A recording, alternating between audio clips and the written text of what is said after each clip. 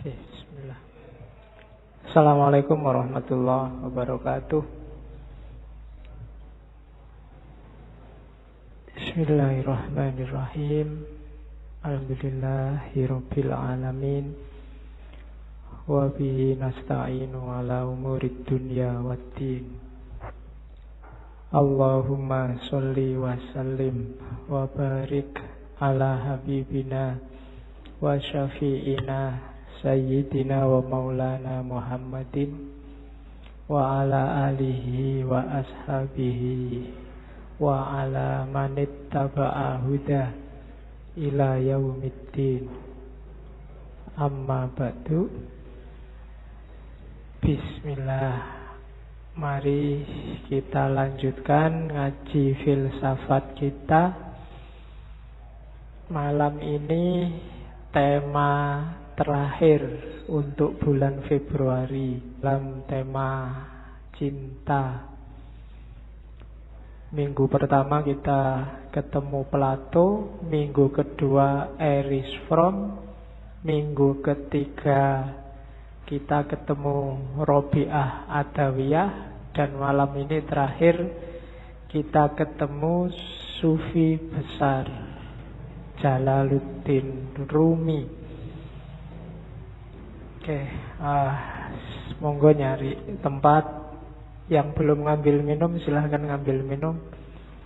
Ya, nanti kalau ketelatan ndak kebagian.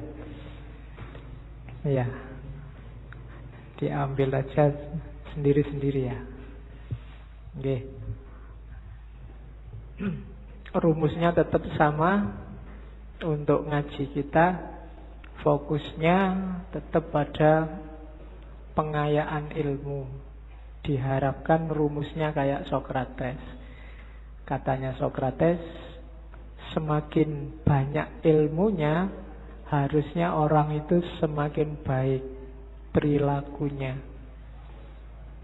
Tambahnya ilmu harus korelatif dengan semakin baiknya amal. Kenapa begitu? Mungkin teman-teman komplain, kan banyak orang ilmunya banyak tapi juga kurang ajar. Nggak, orang yang ilmunya banyak kok tetap kurang ajar. Itu kalau menurut Sokrates dia bukan orang pinter. Karena kalau orang ilmunya banyak tetap perilakunya nggak bagus, dia sedang melakukan sesuatu yang bertentangan dengan ilmunya.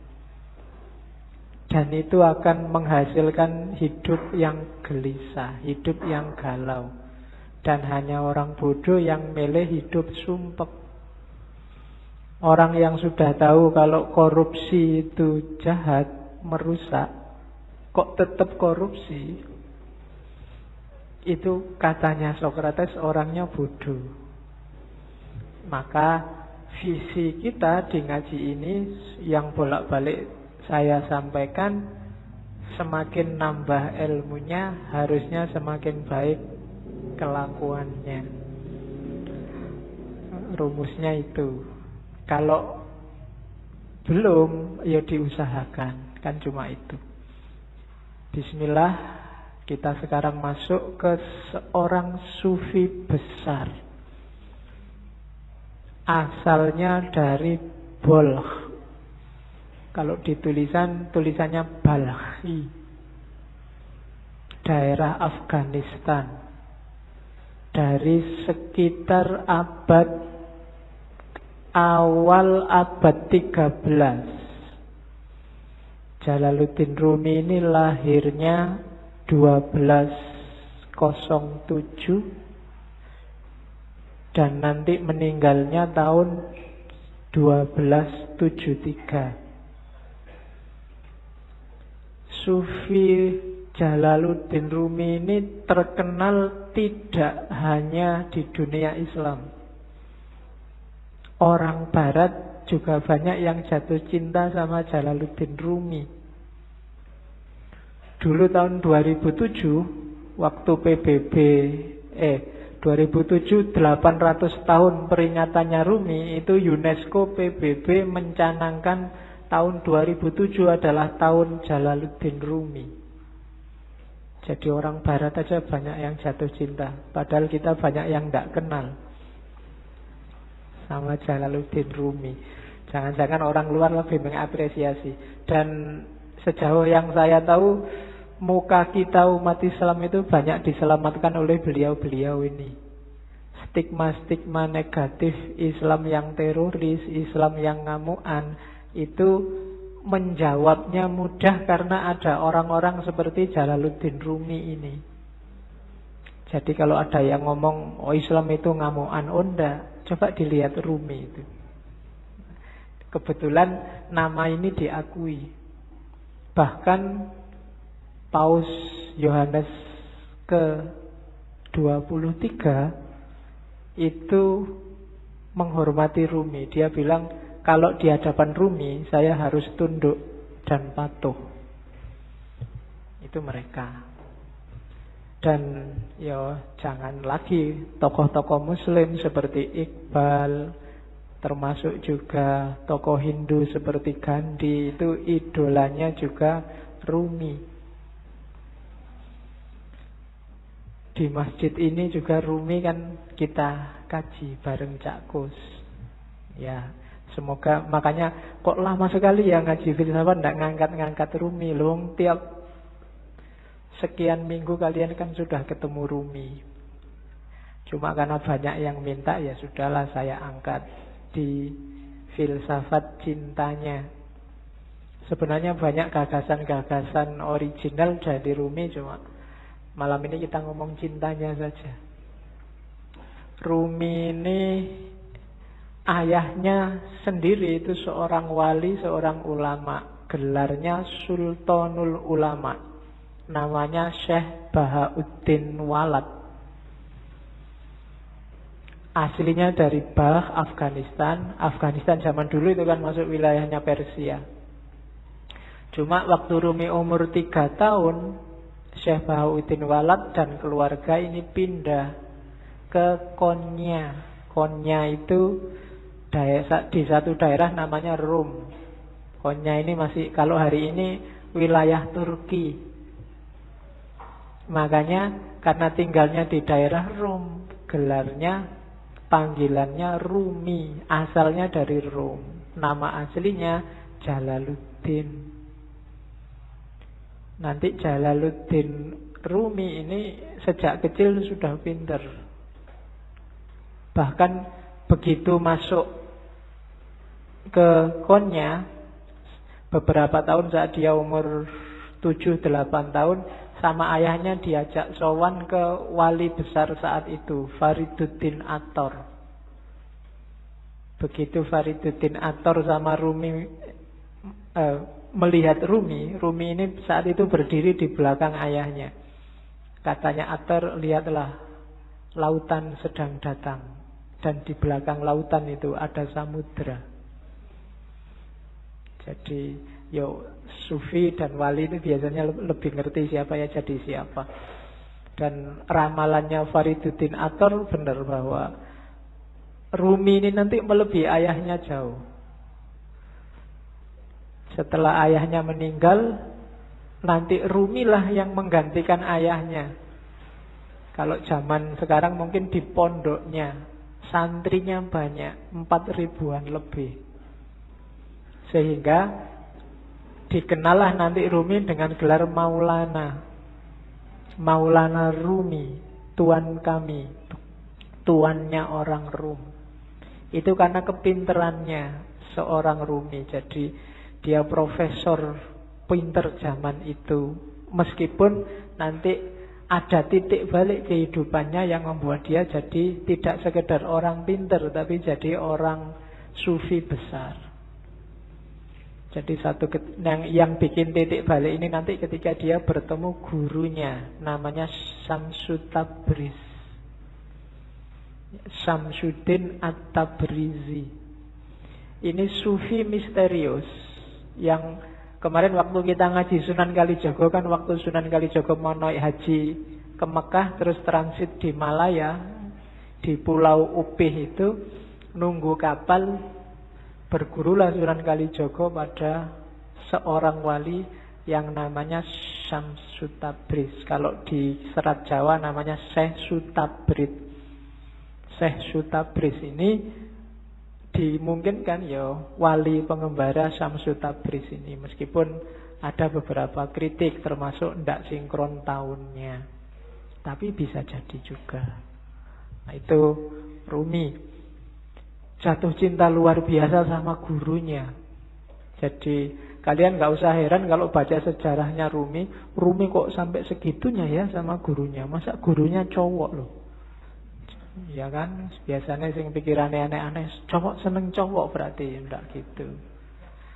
Ya, kayak kamu kagum sama gurumu yang kamu anggap luar biasa kan juga kamu saking hurafannya, saking senengnya. Dan Rumi ekstase kalau sama gurunya ini. Rumi dapat banyak sekali pelajaran dari Syamsu Tabriz. Dari situlah Rumi kemudian mulai menarik diri dari dunia ramai. Dia mulai zuhud, mulai uzlah, yang nanti memunculkan fitnah-fitnah, bikin Syamsu Tabriz tidak nyaman di dekat Rumi, terus pergi. Ketika gurunya ini pergi, itu Rumi mengalami semacam depresi, semacam stres, ditinggal orang yang paling disayangi.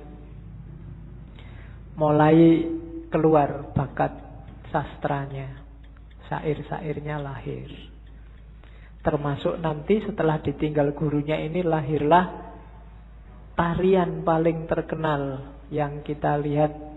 Mungkin di masjid ini kemarin waktu burdan kan juga ada. Orang barat menyebutnya whirling dervish, sufi berputar, yang gambarnya orang muter-muter cepat sekali itu.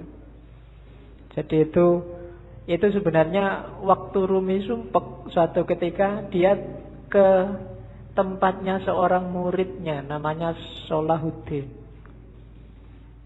Salahuddin ini pandai besi.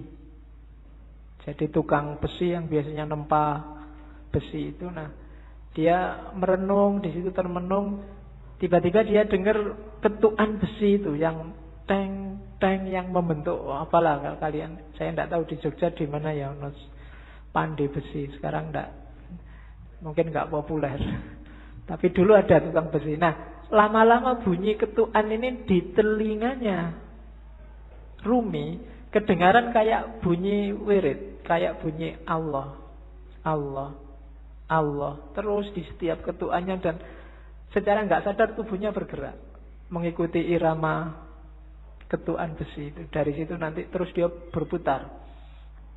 Dari situ nanti lahir whirling dervish yang terkenal dalam torekot yang di torekotnya Rumi itu namanya torekot Maulawiyah. Oke. Jadi torekot yang dikembangkan sesuai ajaran-ajaran Rumi. Ajaran-ajarannya dirumuskan sama sahabatnya yang namanya Syekh Husamuddin. Kalau Rumi dia nulis beberapa kitab besar yang populer, yang kita ngaji di sini sama Cak Kus itu Rubaiyat.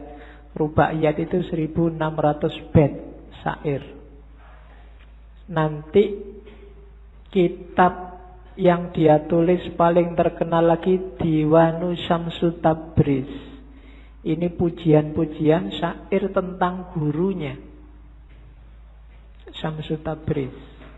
Tentang gurunya juga dia tidak cuma nulis diwan, tapi nulis Maqalatus Syamsu Tabriz. Dia juga nulis maktubat. Yang paling terkenal dari Rumi secara internasional juga adalah Masnawi. Masnawi ini bagi beberapa tokoh disebut Qur'annya Persia, karena ditulis awal pakai bahasa Persia. 25.000 bait syair didiktekan pada sahabatnya Syekh Husamuddin dalam jangka kurang lebih 15 tahun. Meskipun enggak secara kontinu di tahun-tahun terakhir kehidupannya Rumi. Itu untuk menutupi kerinduannya pada gurunya. Syekh Husamuddin ini sahabatnya yang bertugas mencatat Syair-syairnya Rumi. Jangan salah, Rumi itu kalau bersyair nggak pakai mikir, nggak pakai nulis. Namanya bil bidah. Jadi kayak orang ngomong tiba-tiba keluarnya syair aja. Jadi dia tidak pakai, kayak kalian kan bikin puisi sak garis keliru dicoret, dihapus, ganti lagi. Kurang indah dihapus. Enggak, kalau Rumi namanya bil bidah, secara langsung. Badihi itu kan langsung. Jadi begitu dia ekstase, dia ngomong dan muridnya mencatat. Dari situ lahirlah Masnawi yang 25.000 bait syair. Dan syairnya itu kalau Masnawi coba sekali-sekali dibaca. Saya tahu teman-teman akrab enggak ya dengan warisan-warisan semacam ini. Saya dulu zaman mahasiswa sukanya yang terjemahannya Nicholson itu. Nicholson aja menerjemahnya panjang, hampir 25 tahun. Menerjemah karyanya Rumi mulai 1925 sampai 1950. Orientalis itu mau sekian puluh tahun menggeluti karya umat Islam. Jangan dibandingkan sama kita. Ya, nanti kita malu. Kita kan bisanya cuma marah-marahin orientalis. Padahal kita tidak mau setekun orientalis untuk belajar Islam. Itu kelebihan kita hari ini.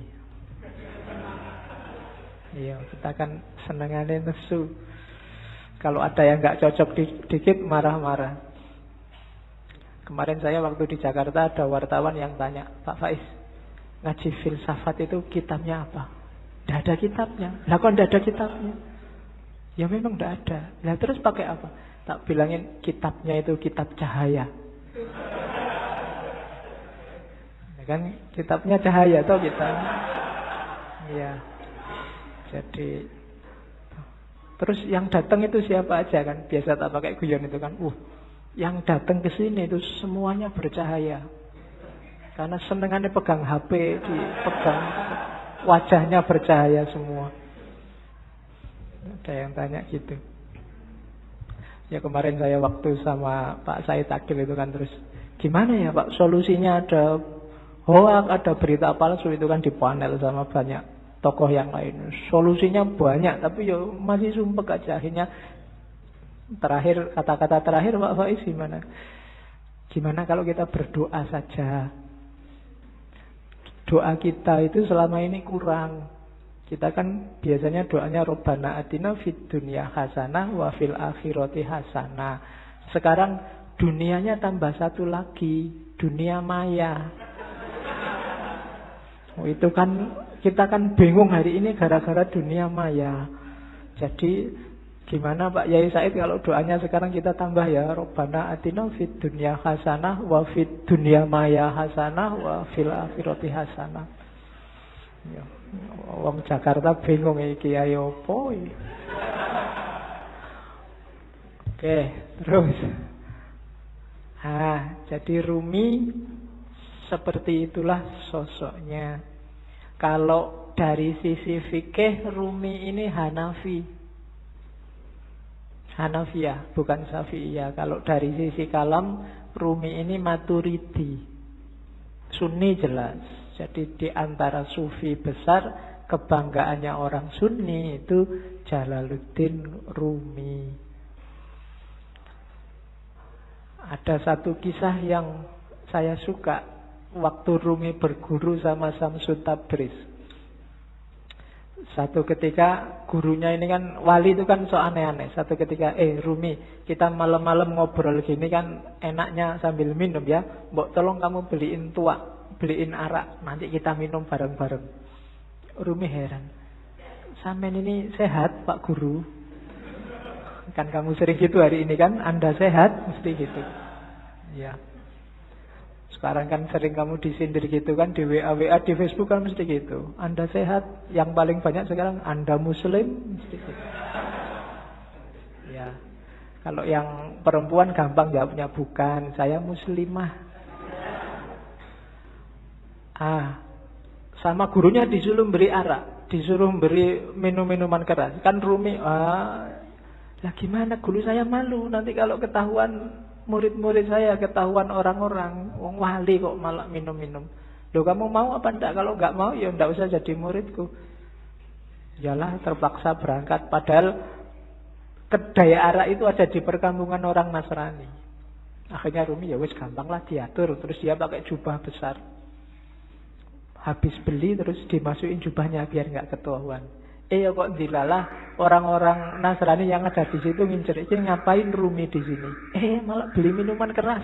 Diikuti dari belakang. Begitu nyampe depan masjid, teriak ini orang Nasrani. Lihat wali kalian, sufi kalian beli minuman keras.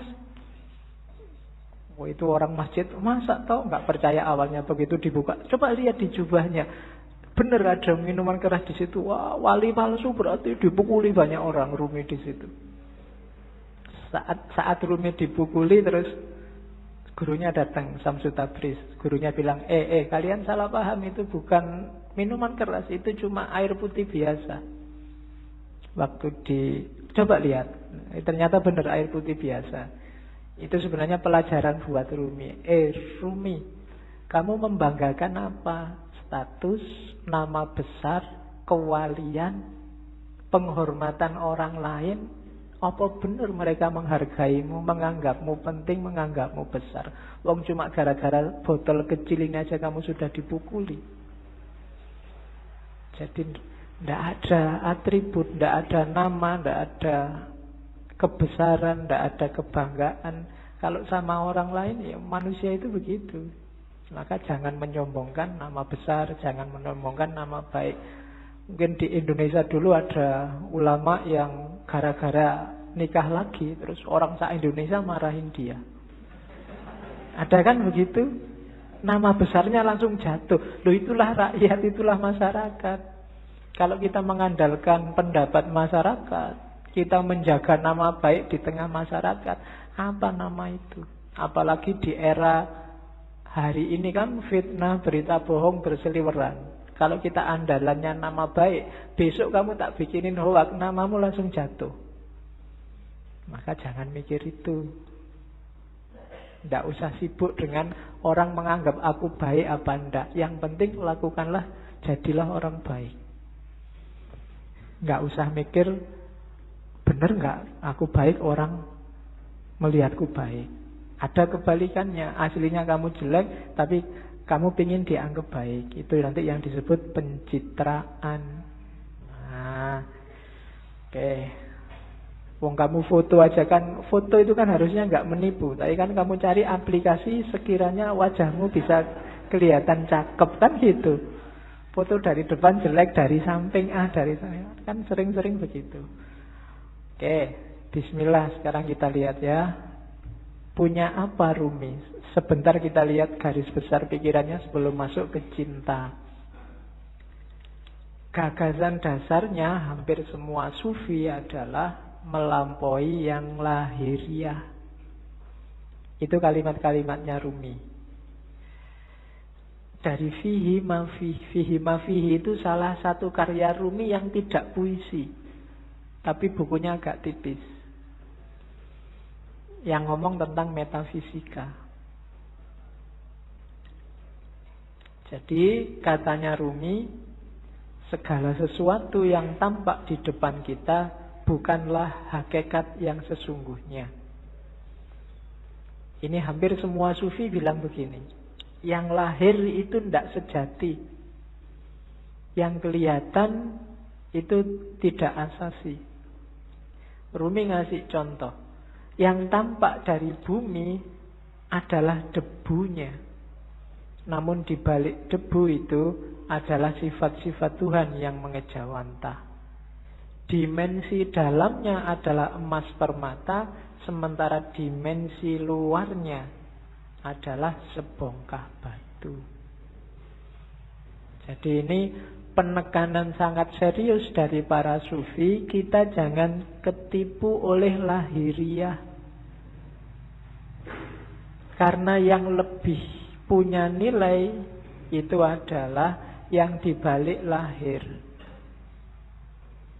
Ya kalau manusia berarti ruhaniyahnya lebih penting.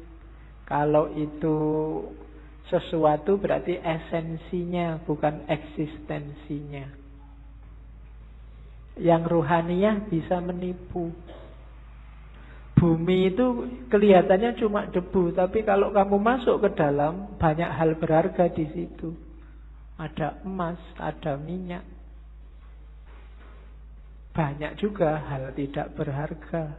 Lebih kotor dari debu, mungkin kotoran. Tapi dia tidak kelihatan, ada di balik yang fisik. Maka jangan ketipu yang fisik.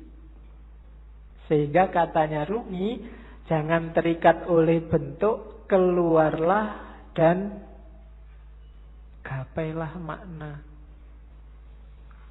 Kacamata ini ya kacamata lahirnya. Cuma kan lahirnya tidak penting. Yang lebih penting apa? Maknanya.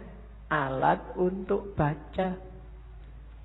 Kalau cuma lahirnya ya cuma kaca sama plastik sama itu. Dia jadi bermakna karena apa? Ada sesuatu yang dikandung di balik yang fisik apa? Dia bisa dipakai untuk baca. Itulah makna. Atau mungkin pas kamu gatel terus dipakai untuk garuk-garuk. Ini kan makna namanya. Kelihatannya tidak penting, tapi dia maknanya apa itu lebih penting. Teh ini misalnya. Ini kan minum. Biar kamu hausnya hilang. Menghilangkan haus itu makna dibalik barang yang warnanya coklat ini. Itu lebih penting. Jadi haus yang hilang itu lebih penting daripada teh yang warnanya coklat ini. Jadi bukan tehnya, kualitas apapun teh misalnya, kok tidak bisa menghilangkan haus, ya kamu tidak nganggap penting, mungkin tidak kamu minum. Bismillah ya, dicoba ya menghilangkan haus benar apa. Oke. Tidak usah dijawab. Kamu nunggu aku ngomong menghilangkan haus apa enggak ya? Ya mesti wae, masuk kamu umur berapa baru paham kalau teh menghilangkan haus. Oke ya, yang terakhir itu bagus. Hati-hati, jangan tertipu. Banyak hal yang kau anggap sebagai penyebab sebenarnya adalah hijab. Ini penting. Banyak hal lahir, yang lahir ya, karena ini ngomong yang lahir sama yang batin. Yang lahiriah, yang kelihatan, kita nganggapnya ini sebab. Baju membuat kita ganteng. Kemudian amal baik membuat kita masuk surga. Macam-macam yang lahir-lahir ya. Katanya Rumi, hati-hati. Yang kita anggap sebab sering-sering malah jadi hijab. Hijab itu sesuatu yang menghalangi kita, malah menjauhkan kita dari Allah. Banyak hal yang kita anggap, oh gara-gara amalku yang ini loh, sekarang aku jadi tentrem hidupku. Seolah-olah kamu yang bikin hidupmu tentrem dengan kamu beramal. Allah tidak main di situ. Itu yang disebut hijab. Perannya Allah kamu hilangkan. Kamu menjauh dari Allah gara-gara yang kamu anggap sebab tadi. Gara-gara amalku ini sekarang rezekiku berkali lipat. Amalmu itu kan sebab. Itu loh.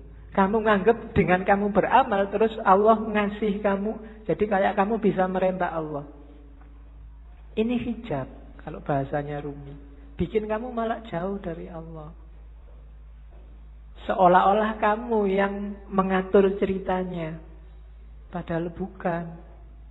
Kan sering ya yang ceramah-ceramah, mari kita sedekah sekian, nanti baliknya sekian. Ya, dompet, mana dompet? Kan mesti gitu. Sering-sering. Nah, enggak. Iya mungkin begitu, tapi jangan dianggap sebabnya itu. Terserah Allah lah. Misalnya Allah menjanjikan 7.000 terus kamu cuma dikasih 5.000, apa ya? Kamu bisa komplain. Atau ayatnya bilang 7.000 terus kamu dikasih 700.000, kan ya enggak suka-suka Allah. Amalmu bukan sebabnya. Kalau kamu merasa amalmu sebabnya, kalau kamu merasa yang lahiriah sebabnya, biasanya terus jadi hijabmu yang bikin kamu jauh sama Allah. Seolah-olah yang bikin cerita dirimu. Sodakoah, biar enggak ketemu bencana.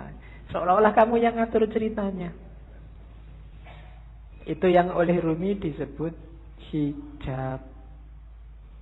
Jangan salah, yang lahir-lahir, yang sering kita anggap sebab, itu ternyata nantinya berubah jadi hijab.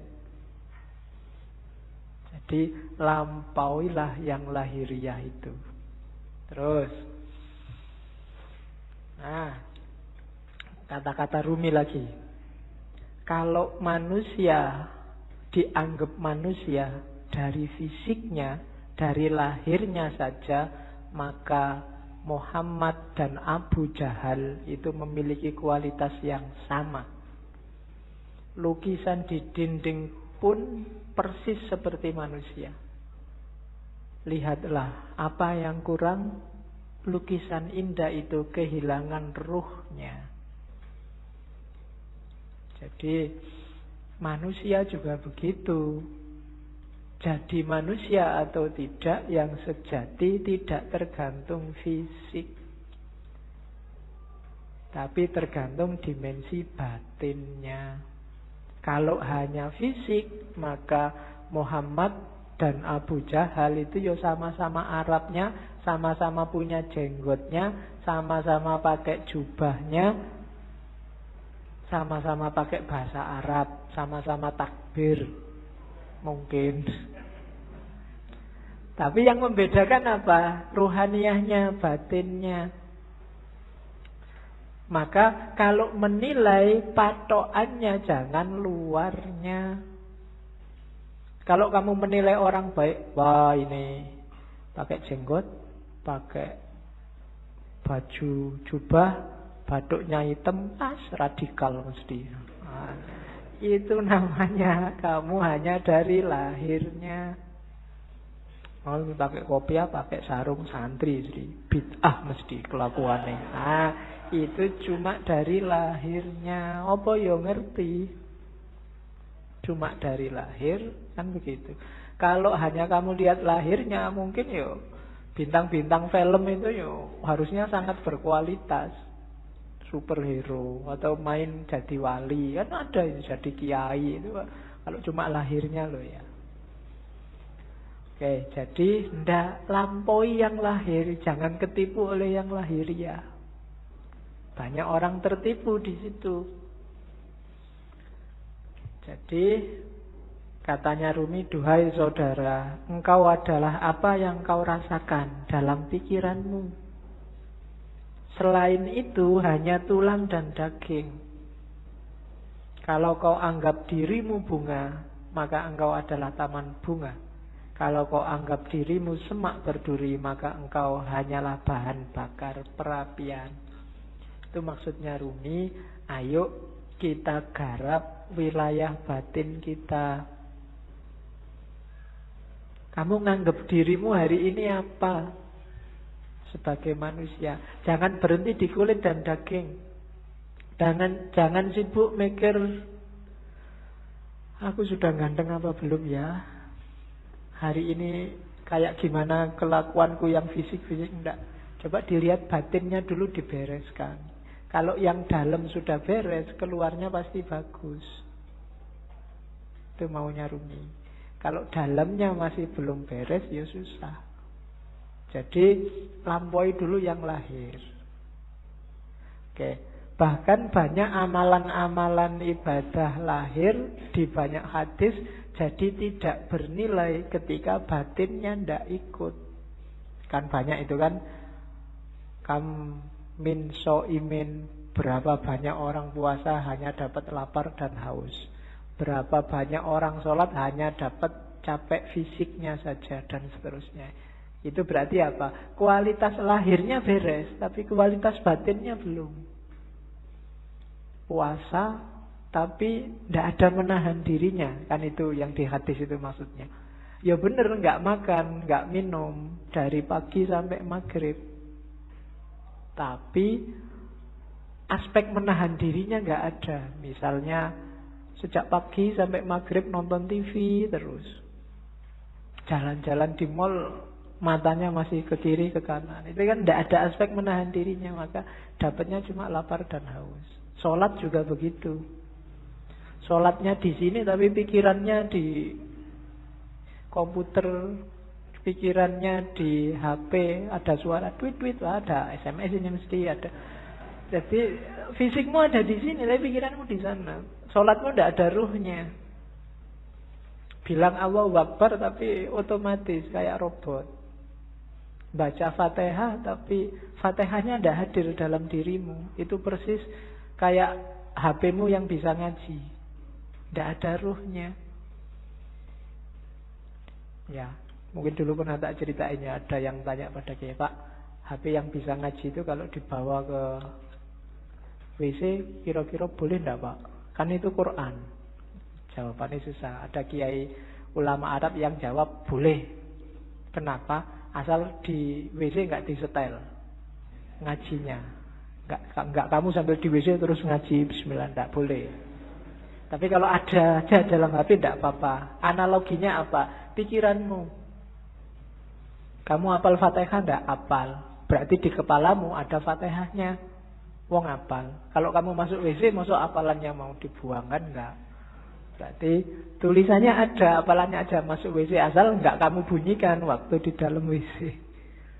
Nah, itu HP-nya saja itu kan tidak ada ruhnya. Jadi kalau kamu ngaji, kalau kamu sholat, ketika jiwamu enggak hadir, batinmu enggak hadir, ya cuma dapat wadahnya saja, tidak ada isinya. Bahkan mungkin lebih bagus HP-mu, tartilnya jelas. Iya, kalau kamu ngaji dewe kan masih pelekak-pelekuk. Nah, jadi rumus pertama katanya Rumi, yuk dilampaui yang lahiriah. Jangan berhenti hanya sudah bisa melakukan amal-amal lahir. Dibereskan dulu yang batin.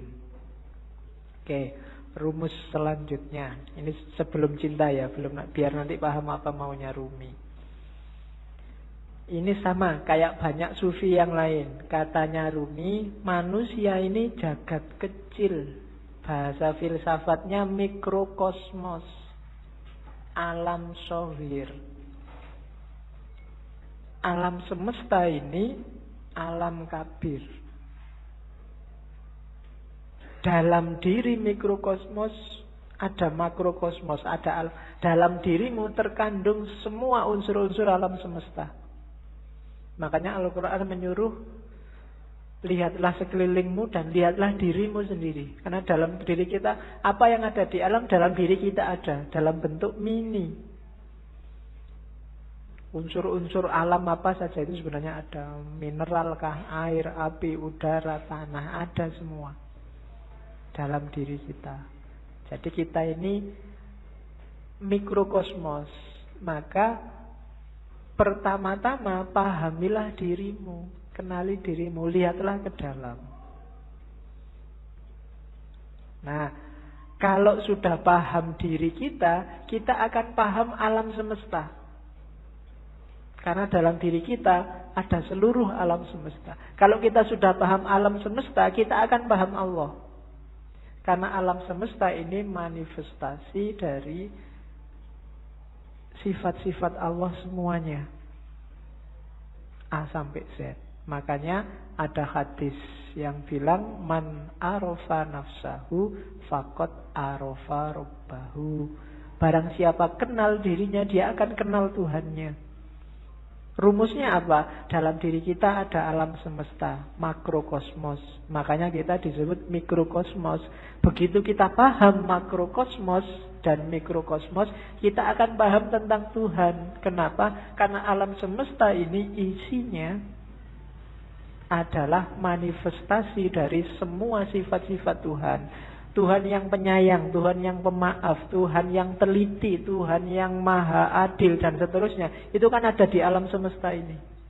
Keadilannya, sayangnya dan seterusnya itu kan bisa kita lihat di jagat besar, termasuk jagat kecil diri kita sendiri. Betapa telitinya Allah, misalnya matahari itu kalau lebih dekat 10 cm aja dari bumi. Bumi tidak akan kuat, dia akan terbakar dan kalian tidak bisa hidup. Atau dia lebih jauh 10 cm saja, bumi juga tidak akan ada kehidupan, pasti akan beku. Kok matahari bisa pas begitu? Itu ketelitian Allah. Tidak mungkin nggak sengaja. Itu sengaja apa nggak sengaja? Tidak, itu Allah yang teliti. Tubuhmu kan juga teliti. Sikunya pas gini, coba sikunya di sini mungkin kamu ya susah. Ya kan? Kenapa yang tumbuh terus rambut ini kok tidak tumbuh terus? Kalau jenggot bisa panjang tapi ini nggak bisa panjang dan seterusnya. Itu kan ketelitian Allah. Dalam alam zohir dan alam kabir, kamu bisa membaca semua tanda itu dan menemukan Allah dan memahami Allah.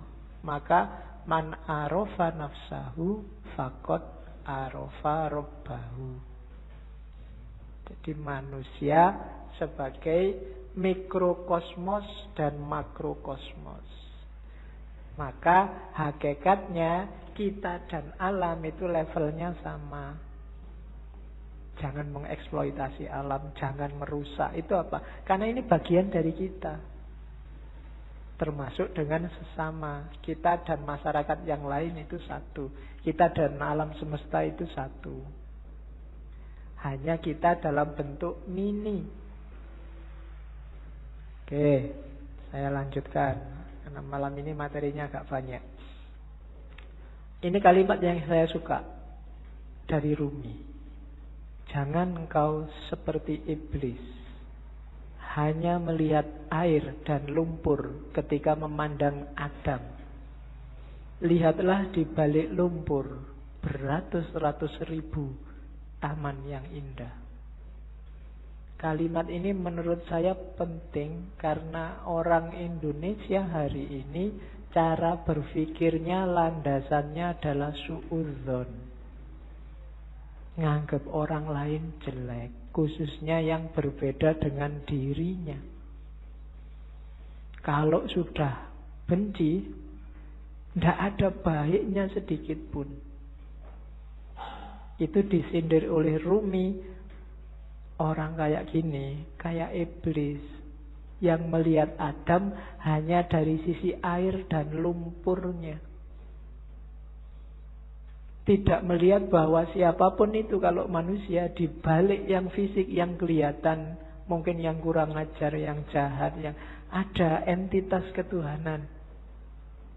Ketika di Al-Quran Allah bilang wa nafakha fihi min ruhi, dan kutiupkan dalam diri manusia itu sebagian dari ruhku.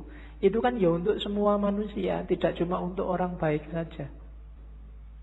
Ya orang jahat ya ada ruhnya juga yang bagian dari Allah. Hanya saja di orang-orang yang jahat, yang jelek ini, ruhnya Allah ini terhijab banyak sekali dia sehingga tidak kelihatan. Sehingga gelap. Tapi dia tetap manusia, harus ditolong.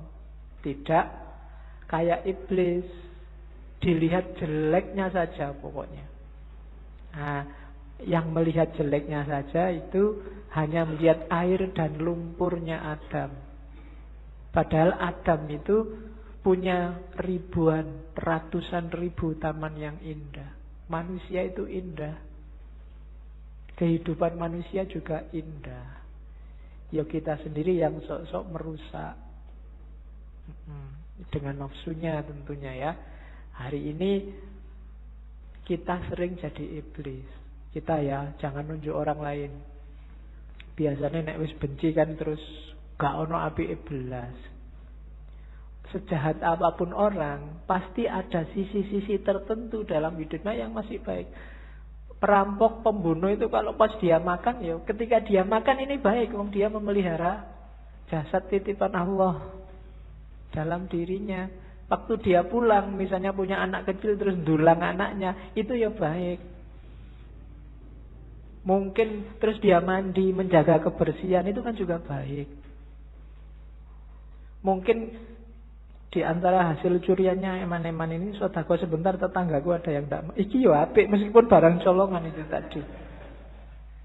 Malingnya jelek iya, ngerampoknya jelek, tapi banyak sisi yang baik dalam kehidupannya, tapi kalau begitu kita benci, yang baik-baik ini nggak kita lihat.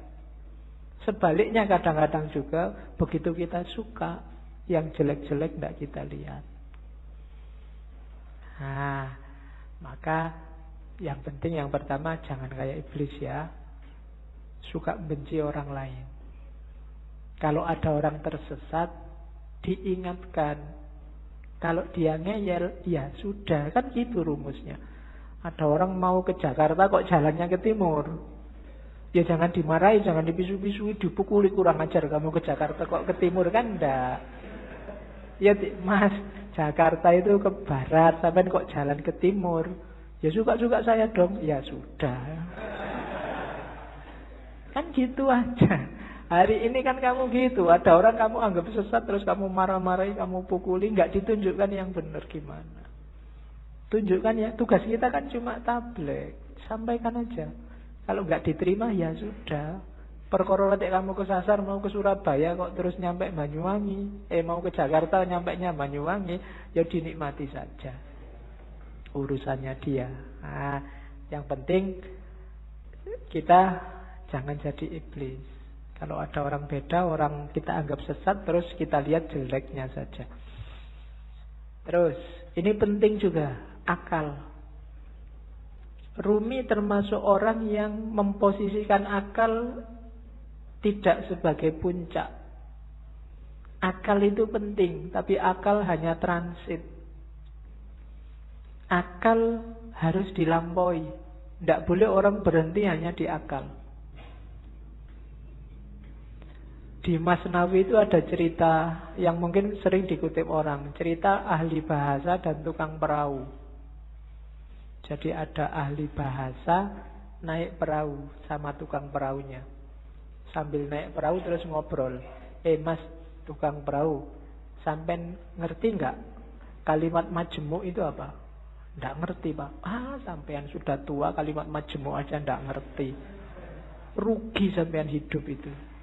Sampean ngerti nggak kalimat sastra itu kayak gimana? Nggak tahu Pak. Apalagi sampean sudah umur tua gini sastra aja nggak ngerti. Buat apa umur sampean dihabiskan? Sampean ngerti nggak? Pokoknya diajak ngobrol gitu, dimarahi terus, dilecehkan terus. Tiba-tiba terus ada badai. Kapalnya mau tenggelam, katanya yang punya perahu, waduh ini Pak, sampean bisa nggak berenang? Nggak bisa. Wah, sampean sampai tua berenang aja nggak bisa, ya wassalam sampean mati. Bye-bye, tak tinggal ya, sudah selesai. Ya. Nah, itu cerita ini terkenal, nanti variasinya macam-macam.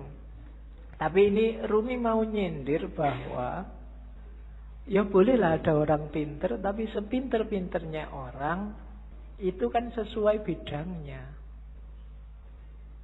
Yang pinter filsafat mungkin tidak ngerti sama sekali tentang fikih. Yang pinter fikih mungkin tidak ngerti tentang kalam. Yang teknik mungkin tidak ngerti tentang kedokteran. Sak jago-jagonya Habibie, kamu tanyain, Pak Habibie, ngerti nggak teorinya Ghazali tentang? Tidak ngerti dia. Dia ilmunya penerbangan. Jadi, tidak. Maka orang pinter yang sombong itu janjinya orang bodoh. Sepinter apa sih dia? Ilmunya seluas apa sih? Tidak ada. Orang itu selalu pinternya fakultatif. Sesuai fakultasnya masing-masing. Tidak ada ilmu universal. Makanya tidak ada kuliah di universitas, yang ada di fakultas. Universitas cuma mengkoordinir. Kalau digabung dari banyak fakultas, jadilah universitas. Kan logikanya begitu. Jadi cerita ini sebenarnya Rumi menyindir, sejago-jagonya akalmu hanya bisa menangkap sesuai pengalamanmu masing-masing. Tidak akan lebih dari itu. Tapi saya ngerti dunia luar angkasa loh Pak. Ya, paling kamu pernah baca buku tentang luar angkasa. Kan itu aja. Filsafat saya juga ngerti, matematika juga ngerti. Yang kebetulan kamu ngalami membaca atau ngalami belajar. Yang tidak ya enggak. Sokrates mungkin orang paling pintar, tapi sama istrinya urusan nyambel apa urusan bikin sayur itu tetap menang istrinya. Ya kan? Sepinter apapun Immanuel kan, kalau bannya bocor, kan ada cerita satu ketika Immanuel kan bannya bocor, sadelnya patah.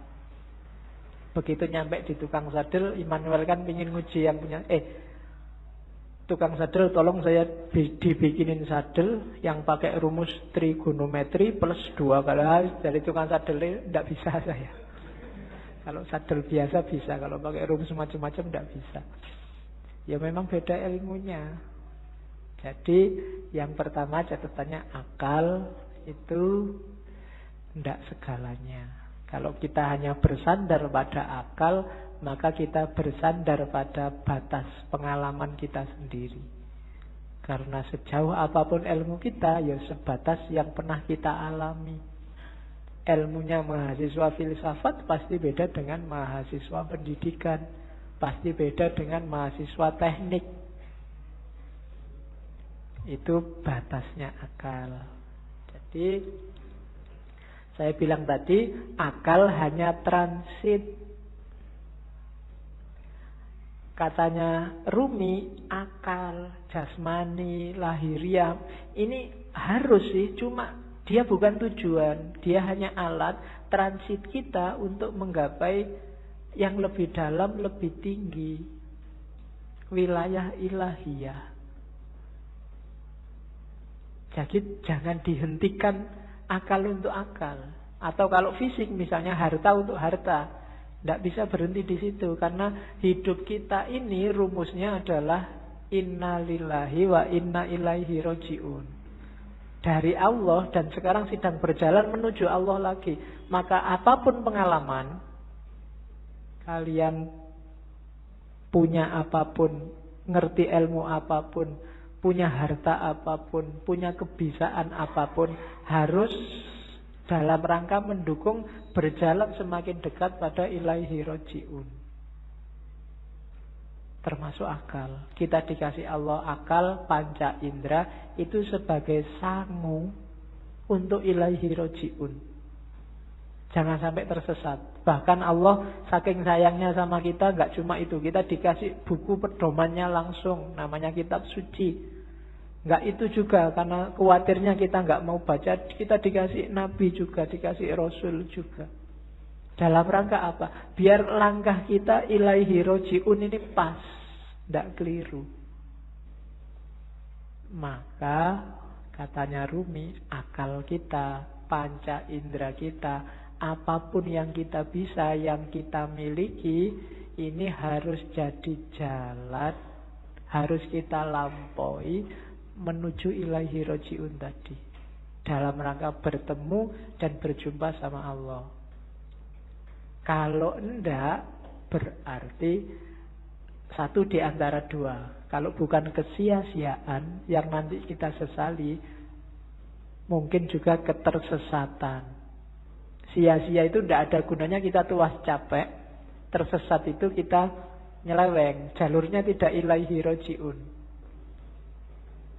Kalau Al-Quran bilang yang bisa ilaihi roji'un itu nafs mutmainnah. Ya ayyatuhan nafsul mutmainnah, jiwa yang tenang. Maka tugas kita di dunia ini bikin nafs kita mutmainnah, biar nanti bisa ilaihi roji'un, bisa kembali dengan mulus, dengan lancar pada Allah. Nah, itu akal. Jadi termasuk ngaji ini ya.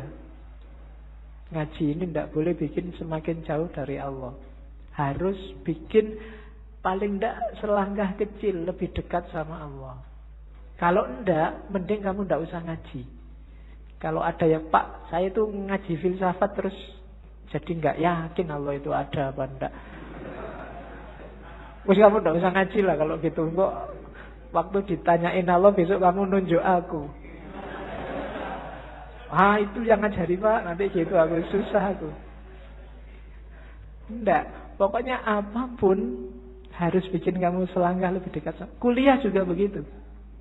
Kamu kuliah juga Target sementaranya sih untuk penyemangat itu kan yo IP lah, pekerjaan lah. Tapi harusnya kuliahmu bikin kamu semakin dekat sama Allah. Makan juga begitu, tidur juga begitu, pacaran juga. Ya, ya jadi kalau punya pacar, bilang ke pacarmu, kita komitmen ya, kita pacarannya semakin mendekat ke Allah. Ya, ya diatur sendiri rumusnya, kamu yang ngerti. Ya, kalau mau pegangan tangan, Bismillahirrahmanirrahim. Ya, kalau sudah, Alhamdulillah. Oke, itu maunya Rumi. Jadi apapun fasilitas yang diberikan Allah pada kita sekarang, manfaatkan itu untuk ilaihi roji'un. Hakikat kita ada di situ. Dan semua yang bikin kita semakin jauh dari ilaihi roji'un, hindarilah. Termasuk mungkin yang casingnya. Casing itu kan tampakan luarnya, kelihatannya ini sangat agama deh, kelihatannya ini sangat islami deh, tapi kok rasanya bikin kamu semakin gak dekat sama Allah, mending dijauhi. Oke, itu Rumi. Saya ingin ngomong sedikit tentang ini. Tarian berputar Darwis, Whirling Darwis. Di tarian ini ada beberapa kunci ajarannya Rumi. Ya kalian lihat kemarin di masjid juga ada. Itu ada rumusnya. Mungkin kalian lihat ini kan semakin muter semakin cepat, semakin lemah semakin cepat. Ada yang tanya kok enggak pusing ya? Enggak. Ada rumusnya. Kalau pengen enggak pusing, yang pertama, waktu muter, kepalanya jangan ikut muter. Jangan ikut geleng, jangan ikut ngangguk. Yang kedua, jangan merem. Kalau merem, ada kecenderungan lebih pusing. Yang ketiga, jangan lirak-lirik.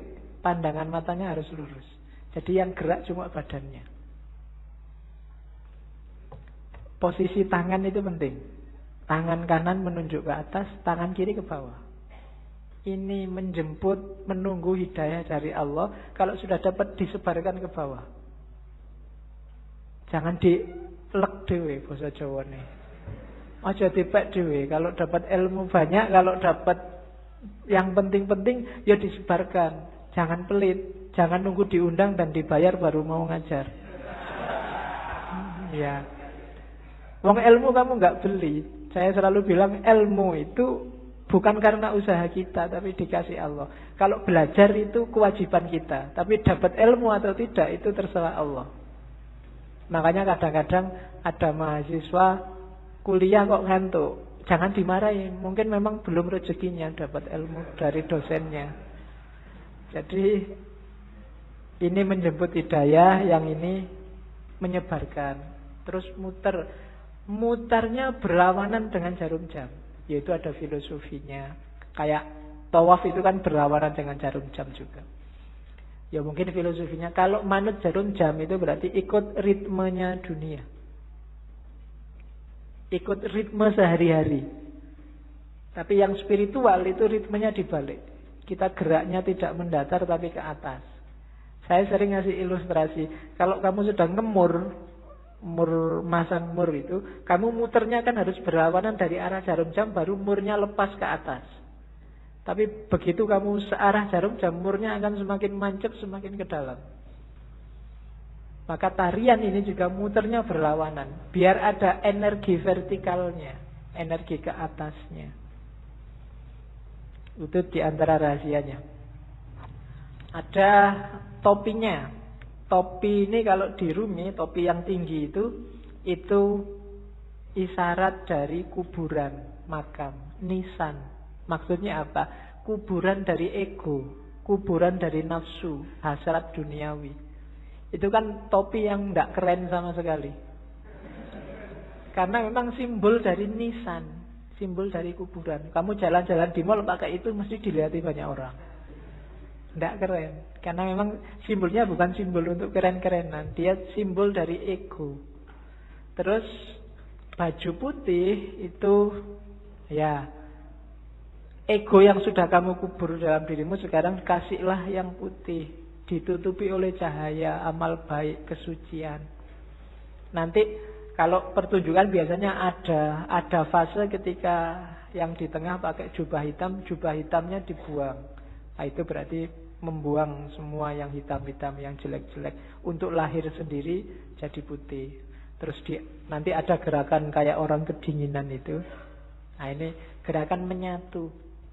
Angka 1, tauhid. Dan seterusnya. Itu wawasan kecil aja. Jadi kamu jangan heran kalau ada jenis tari semacam itu. Itu ada makna spiritualnya. Nari saja tanpa makna ya eman-eman. Yang lihat tari juga harusnya bisa ngambil makna. Kalau dalam sufi, jenis semacam ini namanya sama. Sama itu seni mendengarkan. Dengan mendengarkan terus kamu tergerak mengalami kedekatan sama Tuhan. Kan kadang-kadang ada orang yang kalau wiritan sendiri dia susah dekat sama Allah, susah tergetar hatinya. Tapi begitu mendengarkan orang ngaji, mendengarkan lagu-lagu spiritual itu batinmu tergetar. Mendengarin lagu religius itu kamu kadang-kadang kan bisa nangis. Apalagi pas duit entek. Kok sedih ya aku. Kapan ini kan gitu. Nah, itu. Tapi kalau wiritan sendiri enggak. Kan ada yang gitu. Maka teknik mendekat ke Allah itu sufi macam-macam. Kalau di torekotnya Rumi ini pakai tarian sama namanya. Karena ada musiknya nanti kan. Dan musik itu yang bikin ekstase lebih cepat. Oke, itu Whirling Dervish namanya. Teori tentang darwis yang berputar. Saya sudah mau masuk ke cinta, cuma puisi ini menarik saya untuk bekal teman-teman. Bagus untuk tidak kemerungsung. Banyak orang hari ini ketika kamu belajar ajarannya sufi terus, waduh berarti harus jadi sufi ini. Terus kamu besok wiritan terus, puasa terus 2 hari, tapi habis itu hari ketiga lagi, kumat lagi, terus lagi. Enggak. Katanya Rumi enggak begitu caranya. Pelan-pelan. Step by step. Jika engkau belum punya ilmu, hanya prasangka, ya milikilah prasangka yang baik tentang Tuhan. Begitulah caranya, katanya Rumi. Jika engkau hanya mampu merangkak, maka merangkaklah kepadanya.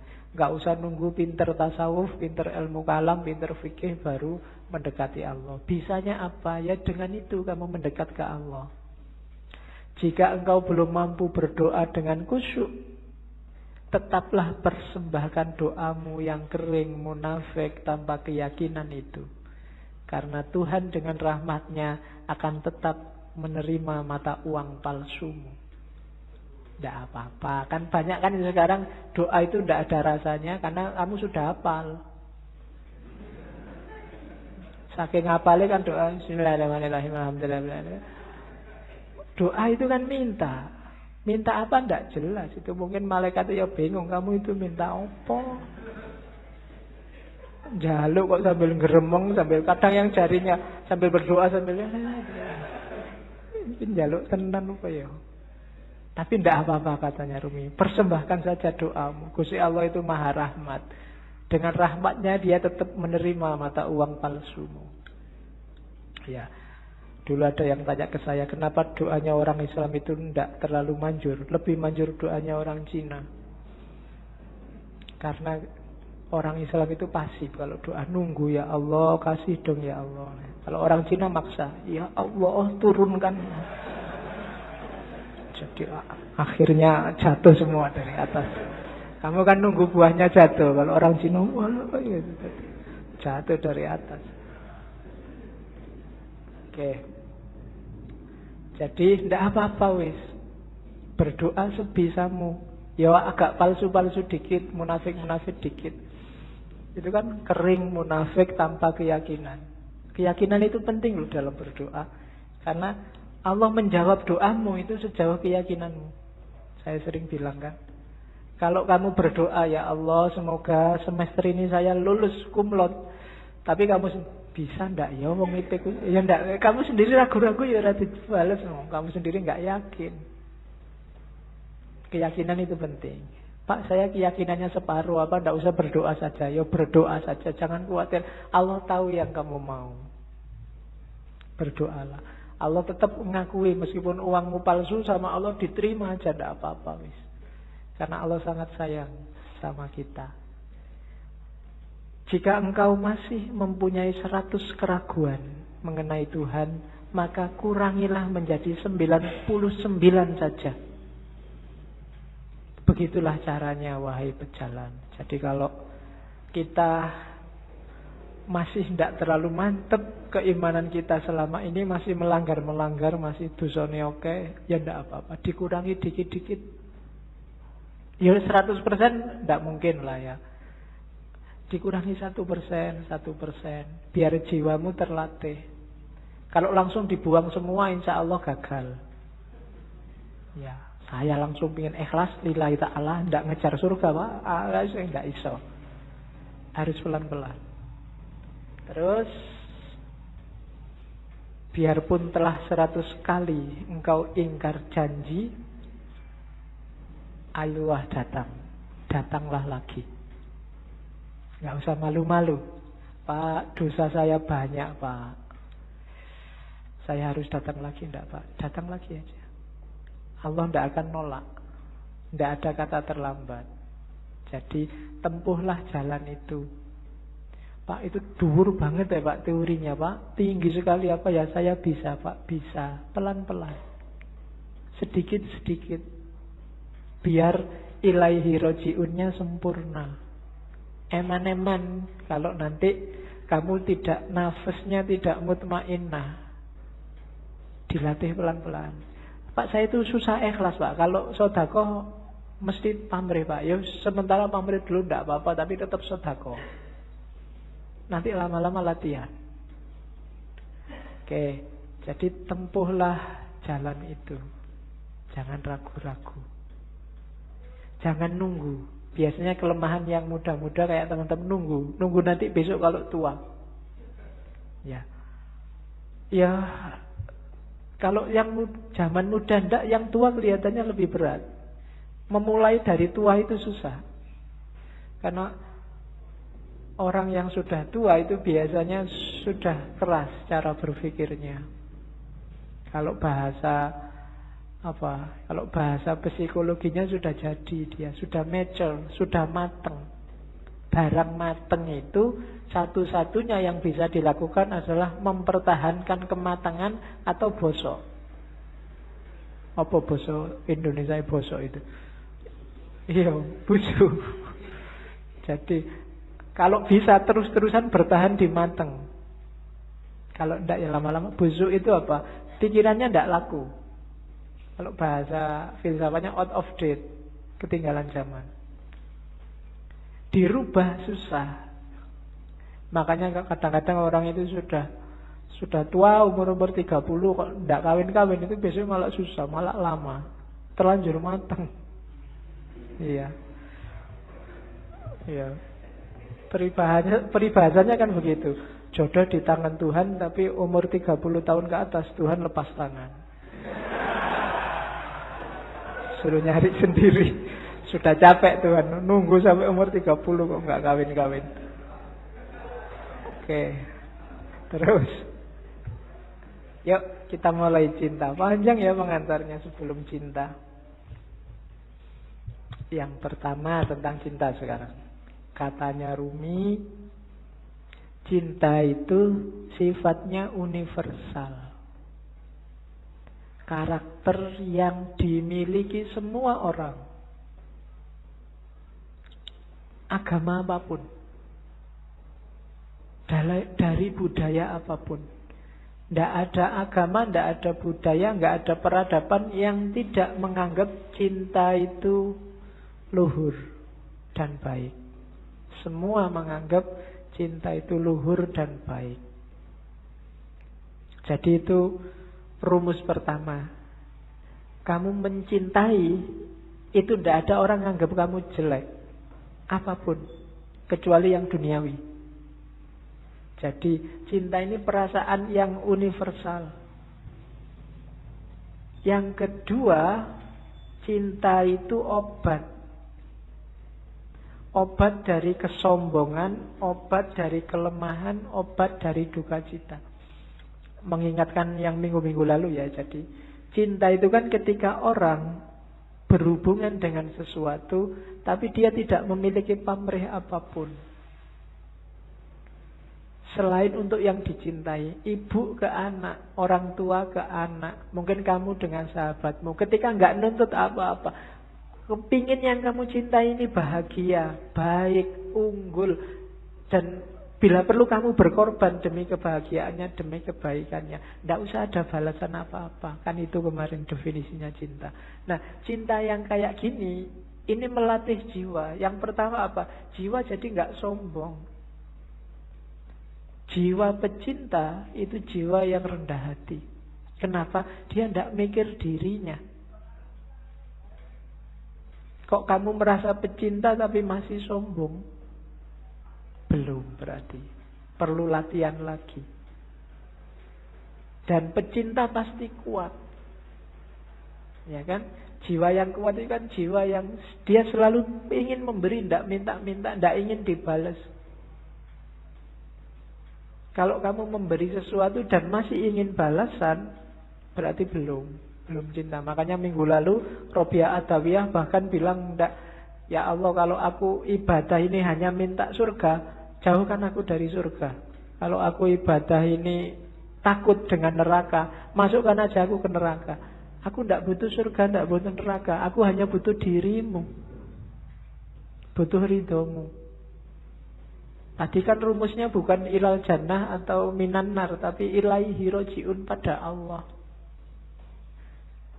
Sering saya ilustrasikan surga dan neraka itu kayak semacam iming-iming biar kamu jalan menuju Allah.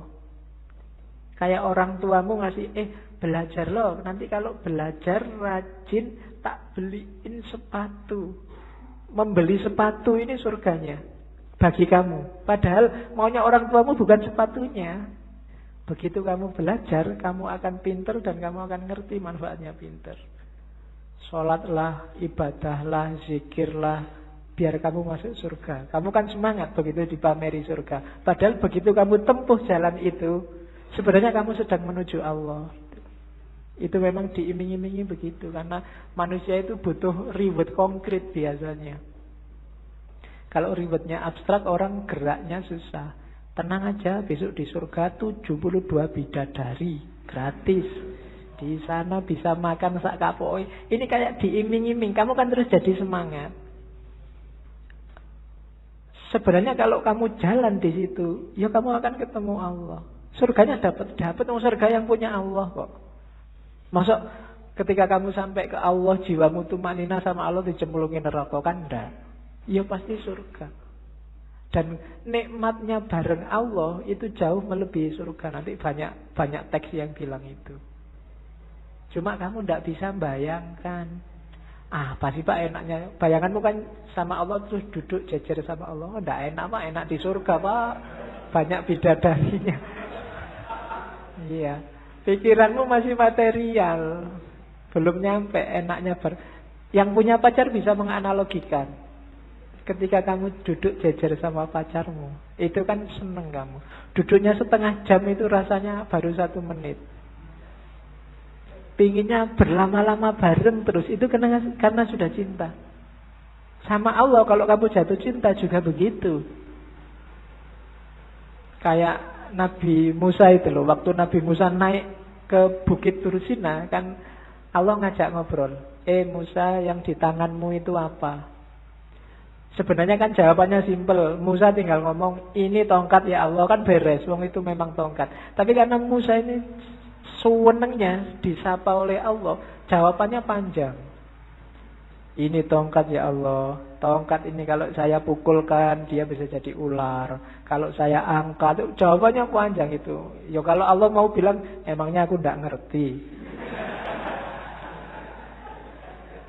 Loh. Tapi Gusti Allah ngerti dan ya dibiarin aja, ya enggak dimarahin. Kenapa? Karena sudah saling jatuh cinta. bareng sama Allah itu enak. Kok kamu masih membayangkan, belum terbayang Pak enaknya bareng sama Allah itu, memang berarti kamu belum jatuh cinta sama Allah. Ya latihan jatuh cinta. Orang Jawa punya rumus, tresno jalaran soko kulino. Ayo dikulinakan sama Allah, apa dikulinakan itu? Dibiasakan. Akrab sama Allah, nanti kamu akan jatuh cinta. Entah kapan nanti kita akan ngambil sesi cinta lagi. Saya ingin ngangkat Ghazali. Ghazali konsepnya lebih konkret. Jalan untuk mencintai Allah. Tapi kapan-kapan, jangan cinta terus, nanti kamu mabuk. Oke, terus. Nah, cintalah yang bikin alam semesta ini bergerak. Nanti Rumi punya teori evolusi yang khusus, tapi saya tidak akan sampaikan sekarang. Kapan-kapan. Rumi nanti akan banyak sesinya. Jadi, gara-gara ada cinta ini loh, alam ini bersatu dan berpisah. Orang tua sama anak, habis bersatu, berpisah. Berpisah ini juga tanda cinta. Kalau orang tua tidak mau nyapih anaknya, padahal berat nyapih anak ini, tidak tego nyapih anak, tapi harus disapih. Kenapa? Karena cinta. Jadi pertemuan dan perpisahan itu banyak ya karena cinta. Kamu melepas masa mudamu menuju masa dewasa. Janjane pinginmu mbok saya muda terus, nggak bisa. Hidup itu ada pertemuan, ada perpisahan, dan biar jalannya on the track, dasarnya harus cinta. Jadi cinta adalah yang menggerakkan dunia ini. Dan cinta yang bikin kita karakternya, kalau bahasanya Rumi, menuhan. Semakin tulus kita cinta pada apapun, karakter kita akan semakin menuhan. Menuhan itu semakin spiritual. Tidak ada pamrih, tidak ada tujuan-tujuan apapun selain Allah. Itu yang kalau dalam agama disebut ikhlas. Jadi ciri sejati cinta itu justru ada pada ikhlas. Ikhlas itu kamu beribadah, satu-satunya target adalah keridhoannya Allah.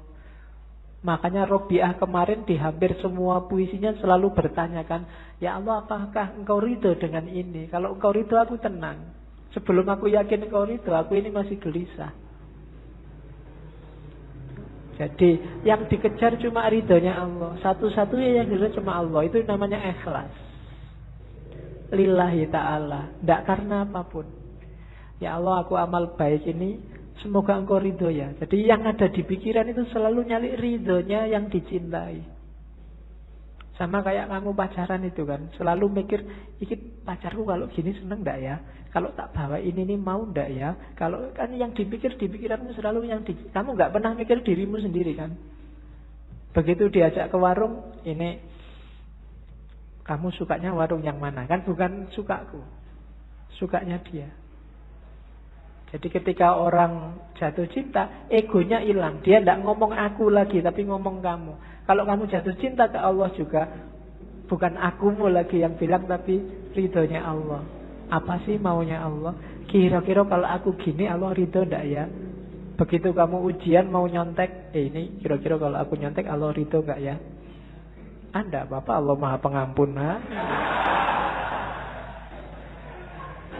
Podo wae ku akhire. Iya. Ya kamu yang ngerti lah. Oke, terus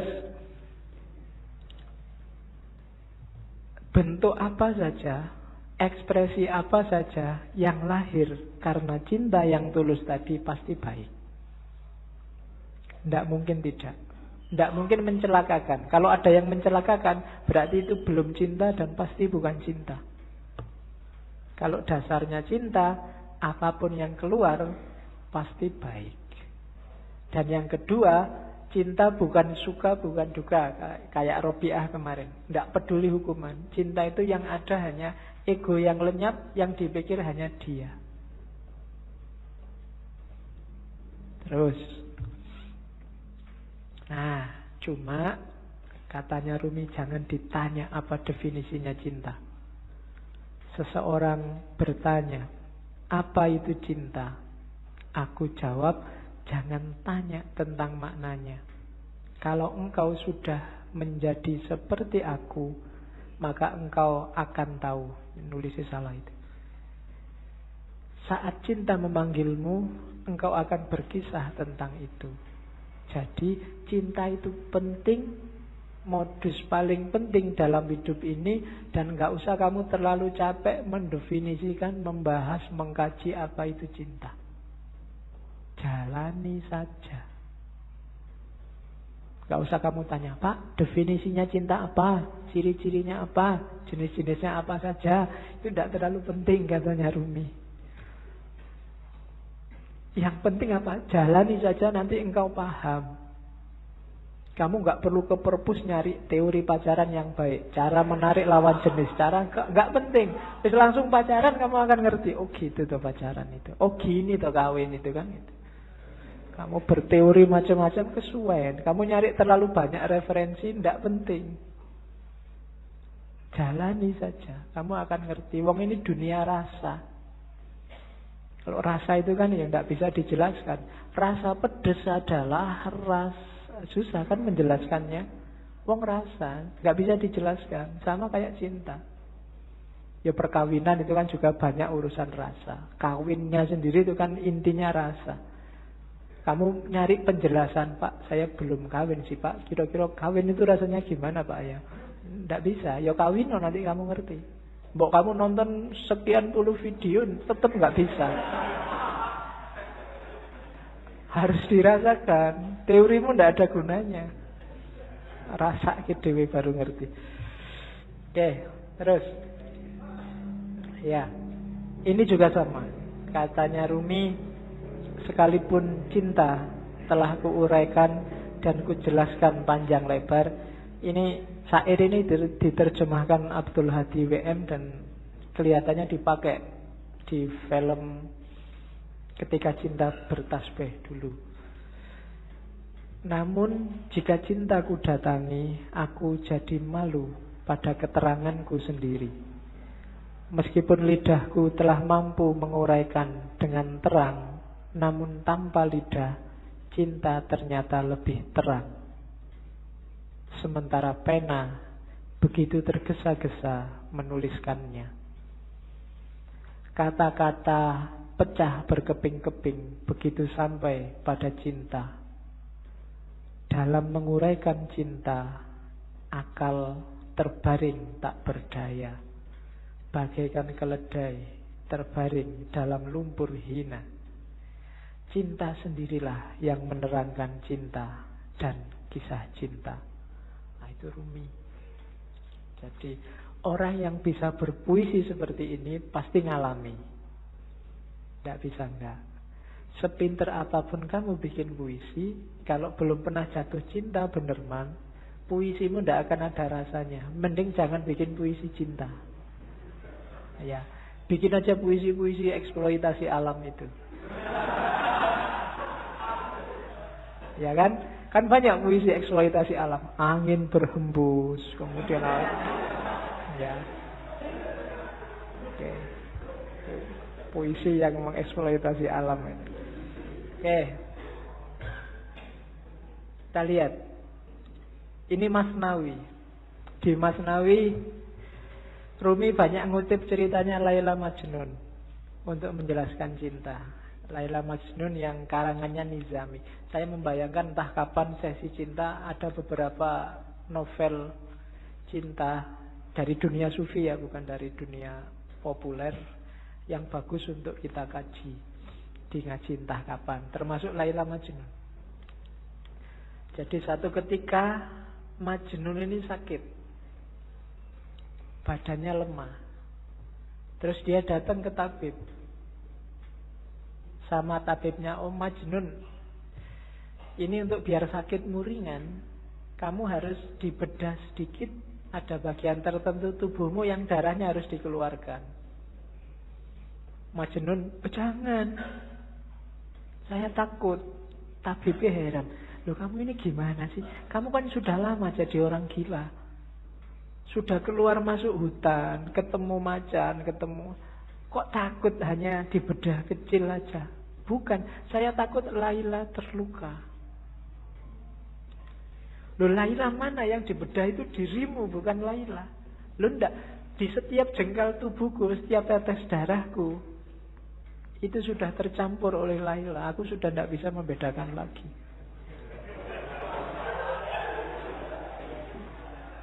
Kamu ketawa, kau yang dia pacar, woy. Oke, ya.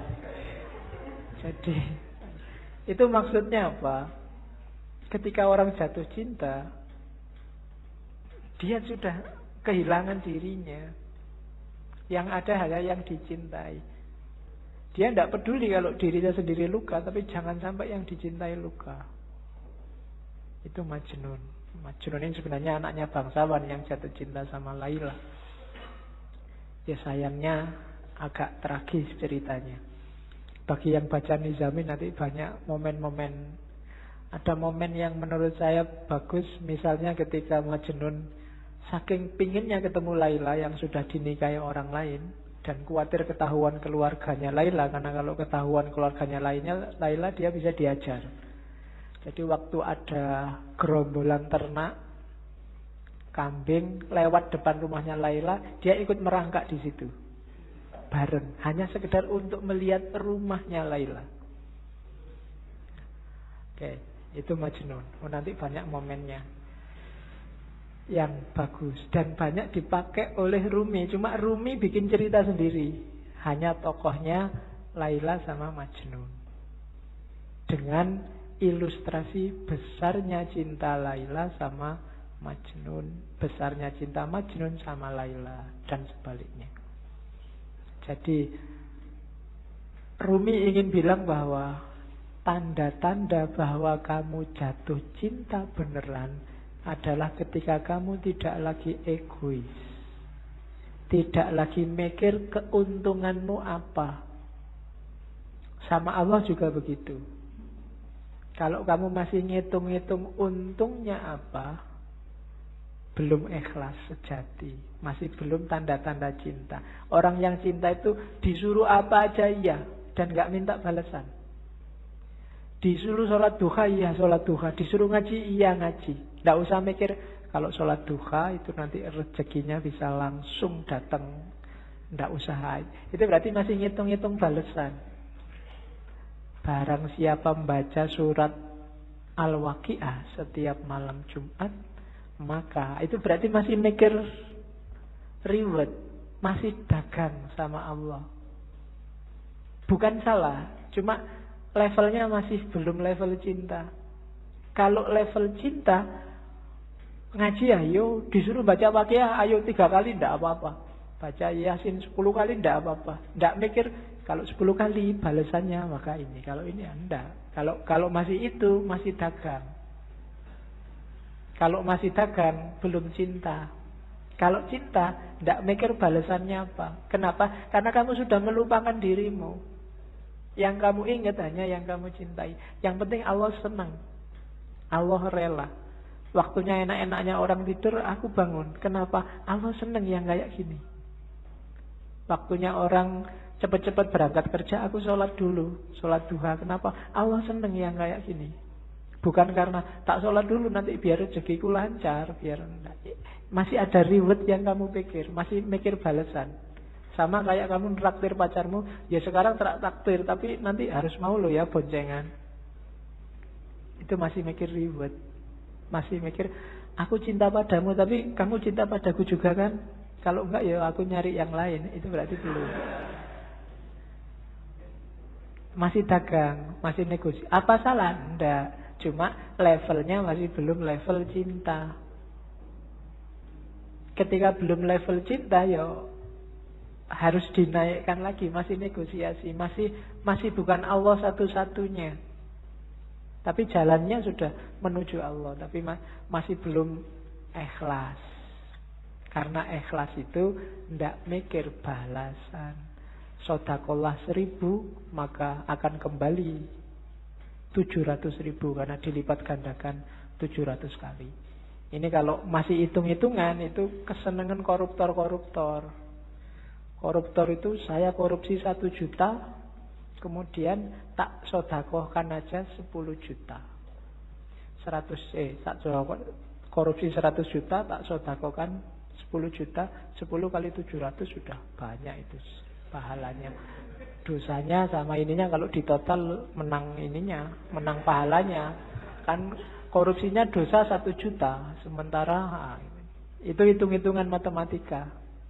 Kayak orang habis melakukan kejahatan terus umroh, karena pahala dosa orang umroh antara 2 umroh ini dosanya diampuni. Jadi sebelum melakukan kejahatan umrohlah, nanti habis melakukan kejahatan umrohlah. Nah itu hilang dosanya karena dosa di antara 2 umroh ini diampuni. Ini masih kalkulasi matematika. Emangnya Allah anak SD? Kamu ajari, kamu abusi dengan itu. Tidak bisa. Jadi levelnya belum cinta, belum ikhlas. Maka katanya Ruminda kayak Majnun dan Laila. Rumi juga ngomong cinta itu kuat. Jangan salah. Energinya luar biasa. Jadi ya kalimatnya si puitis. Karena cinta duri menjadi mawar. Karena cinta cuka menjelma anggur segar. Karena cinta keuntungan menjadi mahkota penawar. Karena cinta kemalangan menjadi keberuntungan. Karena cinta rumah penjara tampak bak kedai mawar. Karena cinta hamparan debu tampak seperti taman. Karena cinta api berkobar jadi cahaya yang menyenangkan. Karena cinta setan berubah menjadi bidadari. Karena cinta batu keras menjadi lembut bak mentega. Karena cinta duka cita menjadi riang gembira. Karena cinta hantu berubah jadi malaikat. Karena cinta singa tak menakutkan seperti tikus. Karena cinta sakit jadi sehat.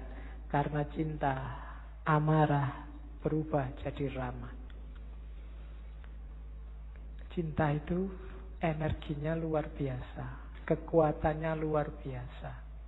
Orang yang cinta tanah air rela loh mengorbankan nyawanya, rela disiksa oleh penjajah, rela dipukuli. Orang tua demi anaknya rela bersakit-sakit. Luar biasa energinya. Kamu sama pacarmu disuruh jemput pagi-pagi ya mau. Nggak punya uang disuruh traktir ya mau, dibelani utang. Sama dosennya disuruh bikin makalah. Makalahmu sendiri nggak digarap-garap ke makalahnya pacare. Itu pun mau. Itu kan energinya luar biasa. Pacarmu nyuruh apapun kamu jalankan. Sami'na wa atokna. Itu kan energi namanya. Kekuatannya nggak enak pun kalau bareng dia, nggak masalah. Kamu bisa menahan susah yang kayak gimana pun. Banjir, kamu nggak bisa pulang, akhirnya neduh pinggir jalan. Itu kan sengsara. Tapi kalau pas bareng dia, seneng aja, semoga hujannya nggak berhenti-berhenti. Padahal itu sengsara loh. Tapi kamu kan malah seneng menikmati. Itu kekuatannya cinta. Energimu berkali lipat.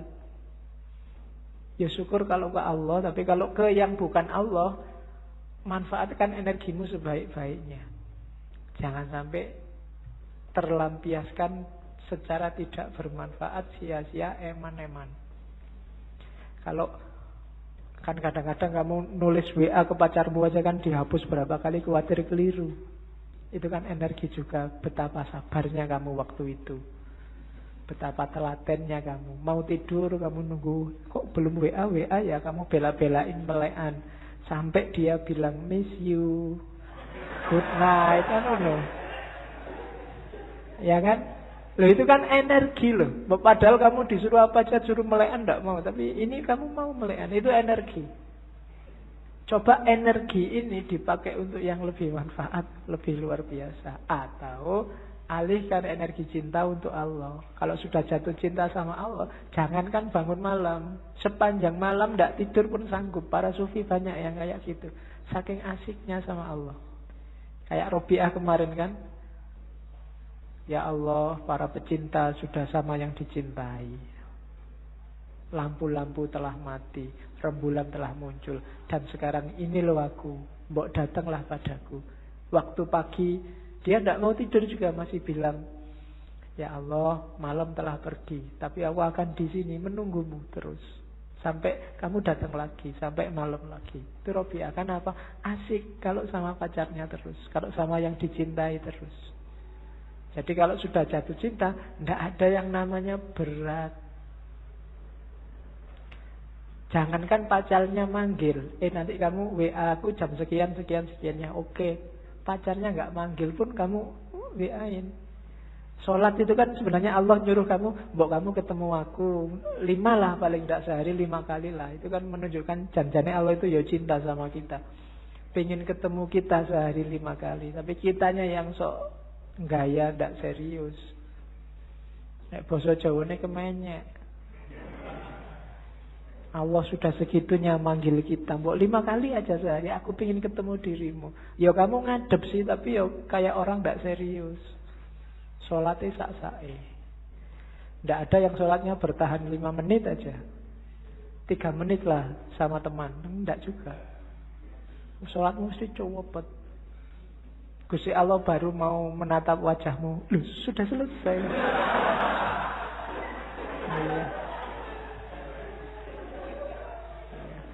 Mungkin kaget itu, mungkin malaikatnya yang nyatet sholat, ini baru sholat, ya Allah ini dia lagi sholat nih, terus Allah datang, oh selesai sudah, telat. Dan itu Allah sabar ya, Allah masih mau, ya besok datang lagi 5 kali, tak tunggu. Cuma kamunya yang gak serius, sambil ngadep tapi hatimu ndak di situ, hatimu kemana-mana. Allah yang ngerti, cuma saking sayangnya Allah sama kita. Kalau Allah tidak sayang, kamu sudah disentil sejak lama.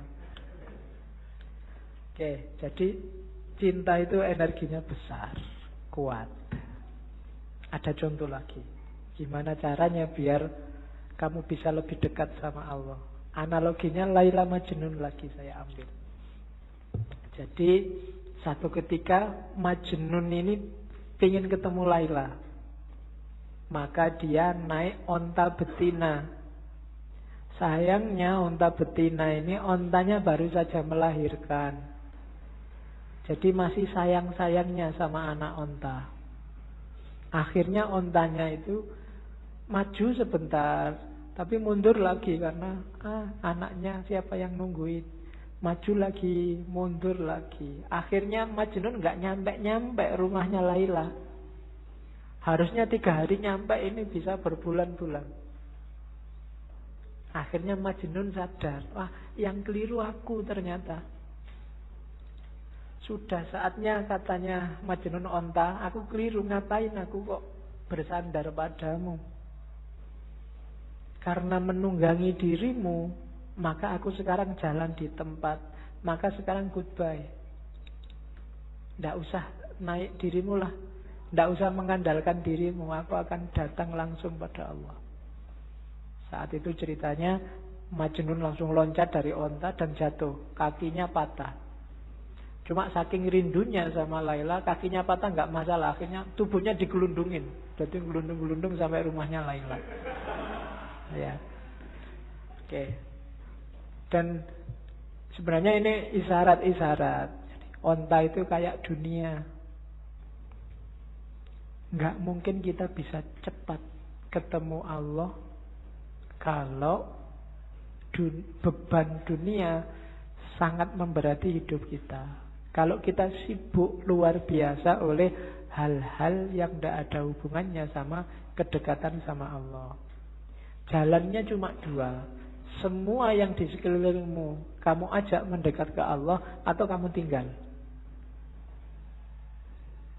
Jadi kalau enggak, kamu enggak akan nyampe-nyampe ke Allah. Kamu punya pacar, Ini dia jadi penghalangmu untuk dekat terus sama Allah. Alternatifnya dua, ajak dia untuk bareng-bareng mendekat ke Allah atau tinggal. Nah, nyari lagi susah, Pak. Ya, itu berarti dunia menghambatmu. Mungkin nilai, mungkin pekerjaan, mungkin kuliah, mungkin apalagi target-targetmu yang lain. Ini bebanmu. Semakin banyak bebanmu, semakin lambat kamu sampai pada Allah. Kecuali semua beban ini kamu ajak juga mendekat ke Allah. Kalau tidak, buanglah. Kok kuliah bikin kamu tidak setia lagi sama imanmu, bikin kamu tiap hari curang, tiap hari maksiat, misalnya gara-gara kuliah. Entah dari sisi apanya. Alternatifnya dua, ilahikan kuliahmu atau tinggallah kuliahmu. Itu rumusnya Rumi. Kalau enggak, kamu kayak unta betina tadi, maju 3 langkah, mundur 3 langkah. Saat ini semangat sufinya berkobar-kobar, tapi lain, tapi kalau gini ya saya enggak punya pacar nih Pak, mundur lagi. Kalau kayak gini enggak bisa kumlot deh Pak, mundur lagi. Terus begitu. Maka tinggallah unta betinamu. Meskipun kamu berat, sampai harus gelundung-gelundung kayak tadi. Ya memang berat meninggalkan dunia. Tapi kalau enggak, ya kamu enggak nyampe-nyampe. Enggak bisa ilaihi roji'un. Nafasmu enggak akan mutmainnah. Itu bahasanya Rumi. Lepaskan ikatan yang membelenggu jiwamu. Bebaskan dirimu. Selama ini kamu diperbudak harta. Kilauan emas dan perak membuat matamu tertutup. Kamu ingin memiliki dunia. Kamu ingin mengisi cawanmu dengan seisi lautan. Apa gunanya? Perhatikan tiram. Dia mengisi diri dengan air secukupnya. Dan dia bisa melahirkan mutiara. Isilah dirimu dengan air kasih. Kasih yang bisa mengobati segala macam penyakit. Kasih yang bisa menaklukkan keangkuhan. Kasih yang bisa memabukkan Musa di atas bukit Sinai. Jadi dunia ya cuma ambil secukupnya saja. Jangan dimabuk oleh dunia. Jangan terikat oleh dunia. Contohlah tiram katanya. Tiram itu ngambil air yang paling bagus, dimasukkan dalam dirinya. Nggak usah banyak-banyak, secukupnya saja. Pada saatnya air ini akan jadi mutiara. Dunia juga begitu. Ambil secukupnya saja, sebutuhmu saja. Setelah itu jalankan tugasmu yang sejati di dunia ini. Kembali pada Allah. Kalau terlalu banyak, kamu tidak akan kuat berjalan. Jangan tertipu oleh dunia. Jadi maunya Rumi itu. Semakin berat beban duniamu, ya semakin kamu lama dekatnya sama Allah. Ya boleh masing-masing muhasabah ya. Hari ini itu urusanmu apa saja sih? Kalau nanti pulang ke rumah boleh nyari kertas sama pulpen. Kamu sekarang apa saja yang kamu urusi? Mungkin nomor 1 kuliah, nomor 2 pekerjaan, nomor 3 apa aja urusanmu. Terus yang dunia-dunia ini, yang urusan akhirat sekarang urusanmu apa saja? Coba deh. Nanti di prosentase besar mana? Jujur ya, tapi nggak boleh dibaik-baikin, wong nggak ada yang nilai. Jujur untuk dirimu sendiri. Nanti kalau prosentasenya kok lebih besar yang dunia, sementara yang akhirat terbengkalai, kurangi bebanmu. Karena jangan khawatir, kalau kita punya Allah, dunia seisinya jadi milik kita. Allah yang lebih ngerti. Nggak usah capek-capek kamu mikir. Tapi kalau dunia kamu ikut mikir, ya sudah. Mungkin Allah, ya sudah kamu bisa mikir, ya pikirin dewe. Jadi berusahalah ambil secukupnya. Makanya agama di banyak ayat Al-Quran itu bilang wala tusrifu. Untuk urusan dunia jangan berlebihan. Butuhmu berapa, ambil itu secukupnya sebagai bekal untuk kembali ke Allah. Wong kita ini di dunia ini tamu. Datang sebentar nanti kembali lagi. Tamu nggak usah mikiri mengambil semua barang punyanya tuan rumah. Sebutuhnya saja. Oke. Terus ini ada kalimat bagus juga dari Mas Nawi. Satu ketika Khalifah, dalam ceritanya Laila Majnun ini, Khalifah ketemu Laila. Khalifah ini kaget begitu ketemu Laila. Ini Laila ini wajahnya cuma gini aja loh ya. Cakep banget juga enggak ya, perasaan biasa-biasa aja. Yang lebih cakep banyak dibandingkan Laila. Kok Qais al-Majnun, nama aslinya Majnun dan Qais, bisa tergila-gila begitu ya? Terus dia tanya Laila, Khalifah ini tanya, Laila, Qais kok menjadi gila karena kamu? Tidak masuk akal.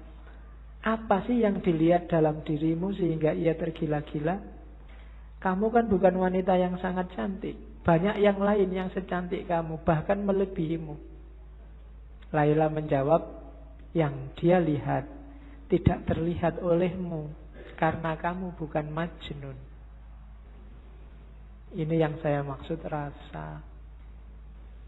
Jadi hanya Majnun yang ngerti keindahan Laila. Hanya pecinta yang ngerti keindahan yang dicintai. Itu kadang-kadang kamu proteskan, ini loh ada anak cakep dipacari kok gini ya. Gitu kan, kamu eman-eman, padahal kamu iri mbok sama aku aja kan. Tapi iki ono cakep pacare kok waduh. Kamu kan enak. Loh enggak, itu kalau dia ditanya jawabannya kayak Laila ini. Karena engkau bukan dia. Dia yang bisa melihat di mana keistimewaannya kok sampai jatuh cinta. Loh kalau orang pikirannya standar, semua yang cakep, semua menganggap cakep, yang jelek semua menganggap jelek, ya yang jelek tidak akan laku. Hanya cakep saja yang laku. Tapi orang melihat yang dicintai dengan perspektifnya sendiri. Karena kamu bukan Majnun. Hanya pecinta yang ngerti indahnya di mana yang dicintai itu. Nah itu jawabannya Laila. Maka maksudnya Rumi apa? Kalau kamu ingin ngerti indahnya cinta pada Allah, ya cintailah Allah.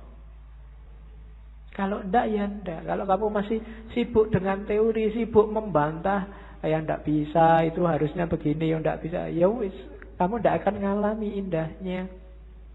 Jatuh cintalah sama Allah. Nanti kamu akan ngerti. Sama kayak jawabannya Laila, karena kamu bukan Majnun. Kalau kamu Majnun, kamu ngerti di mana indahku. Karena kamu bukan Majnun, ya kamu enggak ngerti. Oke. Nah, ini syair paling terkenal dari Rumi. Cinta adalah intinya, dunia hanya kulitnya. Cinta adalah manisannya, dunia adalah piringnya. Agamaku adalah agama cinta. Adalah malu bagiku hidup melalui jasad dan roh belaka. Begitu engkau kehilangan cinta, maka hidupmu hanya jasad dan roh. Kamu hanya fisik dan mental. Tidak ada nilainya. Iya kamu hidup, iya kamu susah, kamu senang, iya kamu putus asa, ya kamu mengalami segala fenomena dunia. Tapi kamu kehilangan satu yang penting, cinta. Jadi ada jasmani, ada rohani. Modusnya harus cinta. Begitu modusnya bukan cinta, maka katanya Rumi, aku malu kalau begitu. Hanya jasad dan roh belaka. Termasuk agama. Beragama berarti modusnya juga harus modus cinta. Modus itu gayanya, gaya mencintai. Bukan gaya dagang. Aku untung apa, kamu dapat apa. Apalagi gaya ngamuk, apalagi gaya marah-marah, gaya tawuran. Nggak. Agama gayanya harus gaya cinta. Gaya cinta itu ciri paling utama adalah tidak egois, Tidak mikir senengnya sendiri, enaknya sendiri.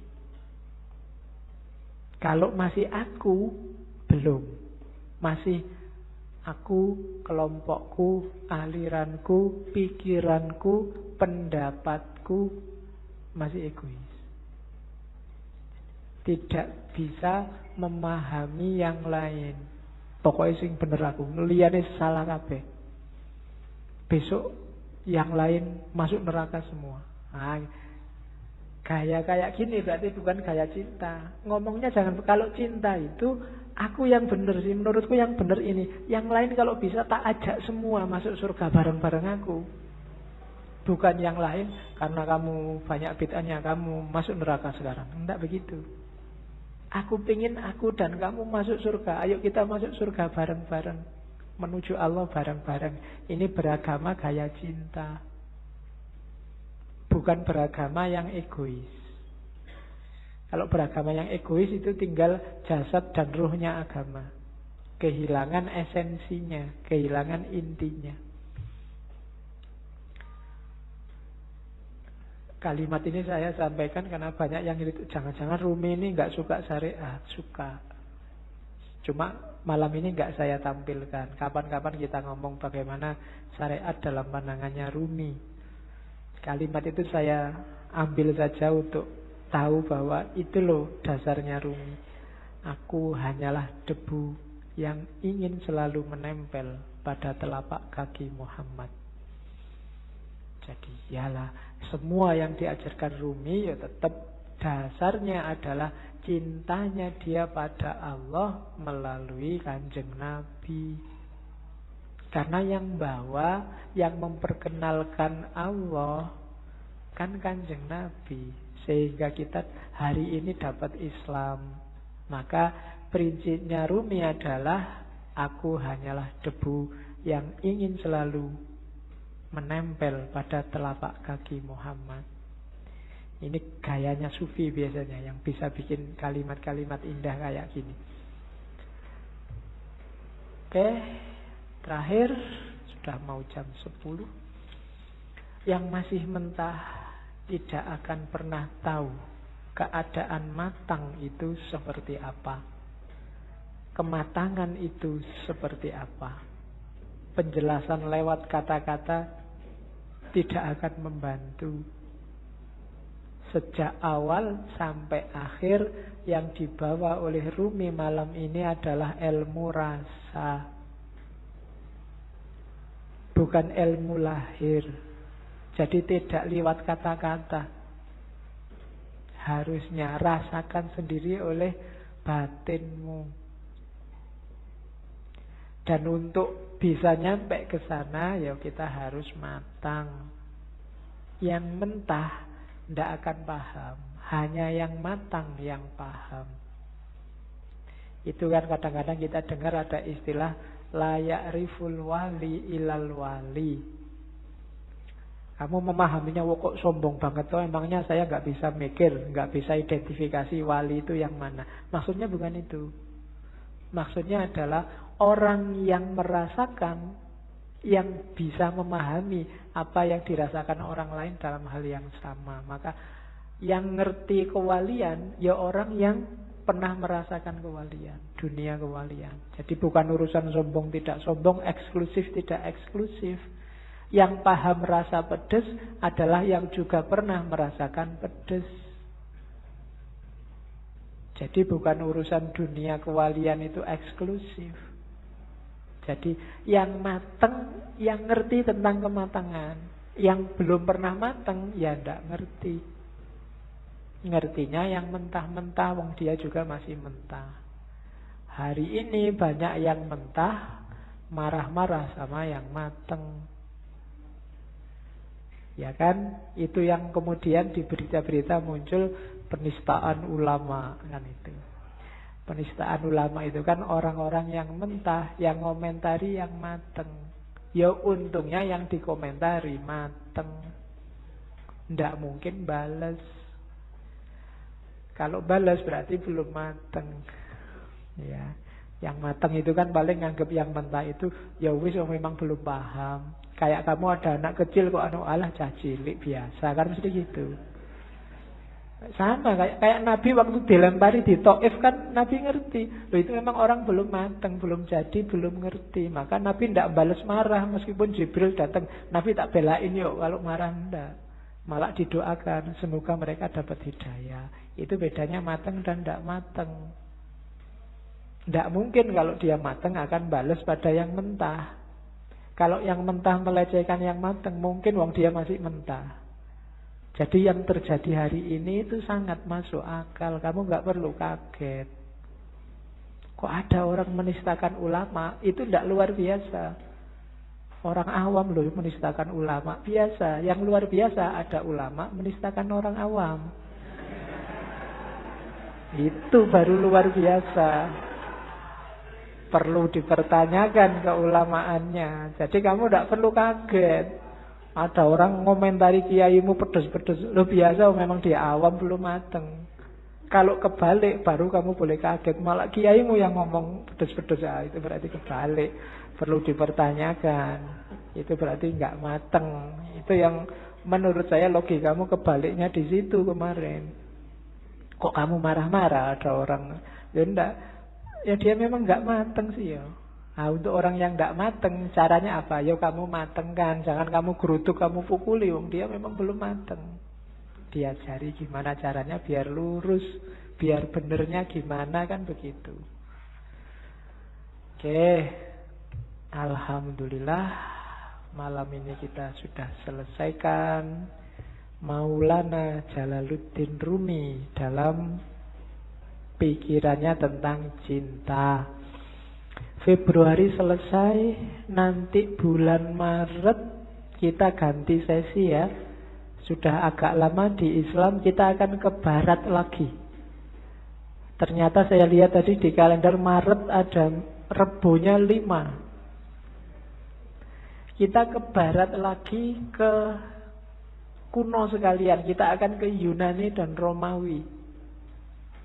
Ada 5 aliran yang akan kita tengok. Yang pertama sofisme. Sofisme ini yang sering dituduh jadi biang keladi lahirnya sekarang cara berpikir relativisme. Yang kedua, kita akan melihat epikurisme yang sering dituduh jadi biang keladi lahirnya aliran yang di modern disebut hedonisme. Orang yang nyari seneng-seneng belaka. Kemudian yang ketiga, lawannya epikurisme namanya stoicisme.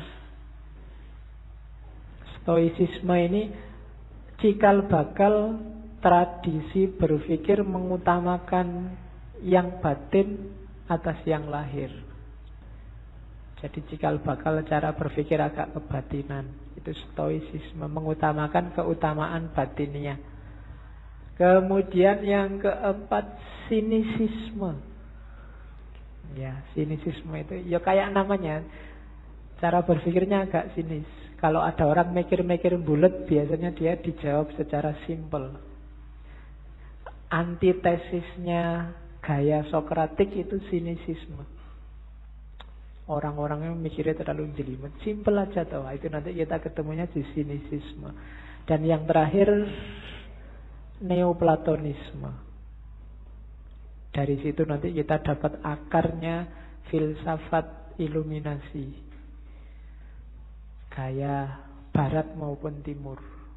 Jadi 1 bulan ke depan kita akan belajar pikiran-pikiran dasar yang nanti berkembang luar biasa, baik di era modern maupun postmodern. Oke, saya kira itu. Kurang lebihnya mohon maaf. Wallahul muwaffiq, wallahu a'lam bissawab. Wassalamualaikum warahmatullahi wabarakatuh.